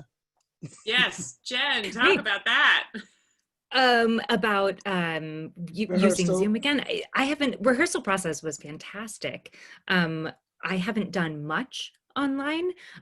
So I'm still doing things like, where do my eyes go? Oh yes, mic and cameras. So there's still like a little portion of my brain that does that. But the beauty was having the opportunity to work with these magnificent people and with a great director and with a script that I know and love. So I was like, oh, I feel and I love this story and I love these people. So the jumping in that way was easy, which kind of meant that I could let that little portion of my brain go, right, mic, oh, right, sound, video, look at the green dot. So that, you know, the brain sort of does split a little bit where you're, you know, character brain and emotional brain And luckily it can drop into that pretty easily because you love and trust the people you're working with. That was my experience. Indeed. Anyone else? For me, this was my 4th performance, but this was my first performance using my computer. So in the past, I used my iPad and I had a printed out script that I had worked in rehearsal with and taken notes with my usual way. So this was actually a little liberating in that I didn't have to worry about my iPad falling and stuff. And I also had a better eye line for where the camera is. But it was very frustrating for me in rehearsal because I had to take my notes on the script, and there's been research, we know that you learn better when you physically write, but there wasn't time to physically write and then type it in. So you're trying to like furiously type it in before you move on to the next thing. So that was very challenging. And then being in a highly emotional scene and then having to be scrolling down was very challenging at times. And sometimes you go too far. And so it's a challenge. But I also, when I came into rehearsal, it was like coming home because I always love working with Harlem Shakes. So that was great for me. Great, thank you. It's very impressive to hear that it was rehearsed in a single weekend. A little bit more. Mitch, this company, this company worked at an extraordinary pace. And, speaking to what you just said, Natasha, I think it's worth saying that everybody was on such a high learning curve in terms of how to achieve certain technical elements.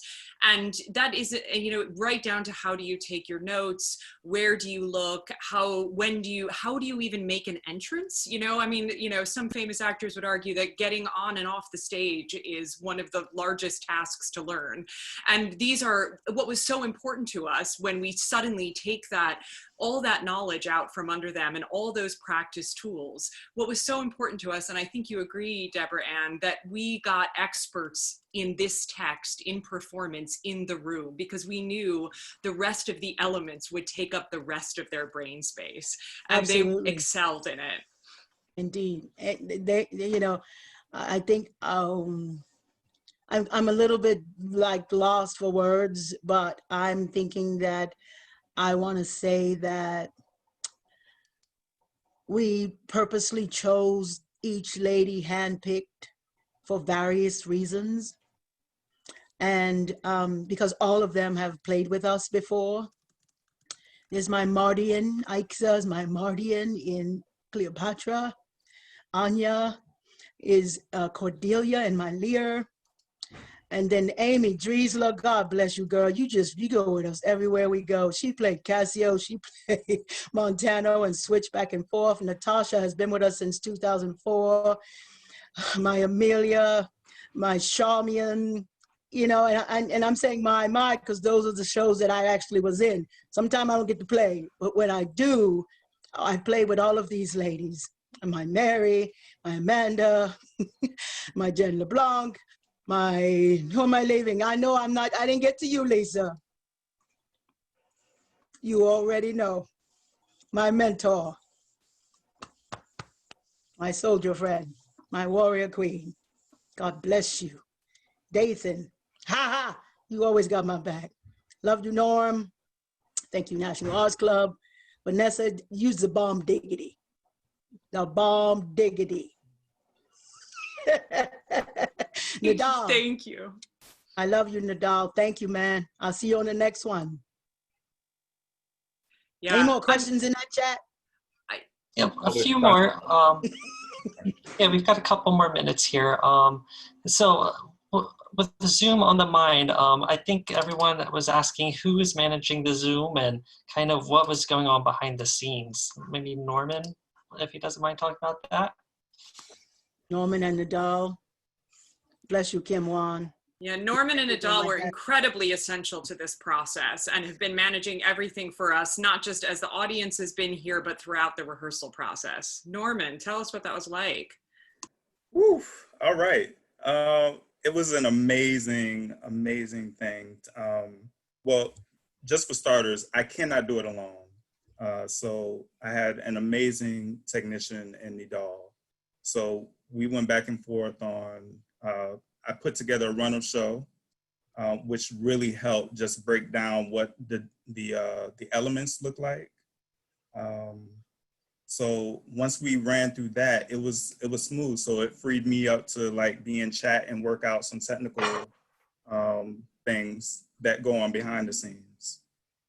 So it was an amazing process. And just talking with the actors, they really helped out as well. Like even entering and exiting, just the logistics around that. Turn your mic on first. So by the time it's time for you to get on, just turn your video on. And then when it's time to exit, you just do the reverse, you know? So yeah, it was an amazing process. Great, thank you. And yes, everything seemed to run very smoothly. So well done there. I'm going to ask two more questions. A lot of people asked Before you about— go to question, I'd be remiss if I didn't say this. There are people behind the scenes that you can't see here on Zoom, like our marketing person, Natalie Clarke. God bless you, Natalie. You did a fantastic job. And my girl, Jackie Jeffries, my ace boom coon, the lady with the lady who holds us all together. God bless you, Jackie Jeffries. Thank you so much. And I appreciate you all. Take it away, Mitch. So my second to last question here is, a lot of people were asking about the music and how the music was selected. Can someone speak to that? David D. Wright. Yes. David D. Wright is our dude. He is our sound designer extraordinaire. David is a 10-time Adolco winning, other award winning, super wonder. I can't even do all the adjectives. Bless you, Big Papa. David D. Wright, he put that together. When we were working with Lisa Wolpe as the director in 2013, and David worked with Lisa. Then we were working with Vanessa, who was next? We were working with Trezana Beverly in 2015. He worked with Trezana. Then we were working with Vanessa Morosco in 2019. He worked with Vanessa. And now we had to work on this show. And so I just said, look, we already got the sound.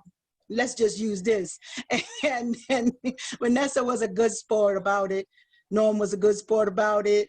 And Nidal was an even gooder sport about it because they were not really familiar with the music, because last time we did it, Vanessa didn't hear the music because our musician was live. So I thank all of y'all. That's how it happened. David D. Wright is a master musician, master sound guy.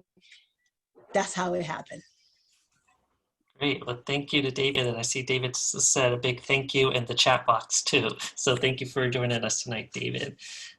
So we could go all night, I'm sure, with questions, but I know you guys have a Zoom after party to get to. So my last question is going to be, what is next for the Harlem Shakespeare Festival? You know what's next, right, Dathan? Yes. What's next, Dathan? Next, we're going to be working with Debra Ann to present the journey of Othello.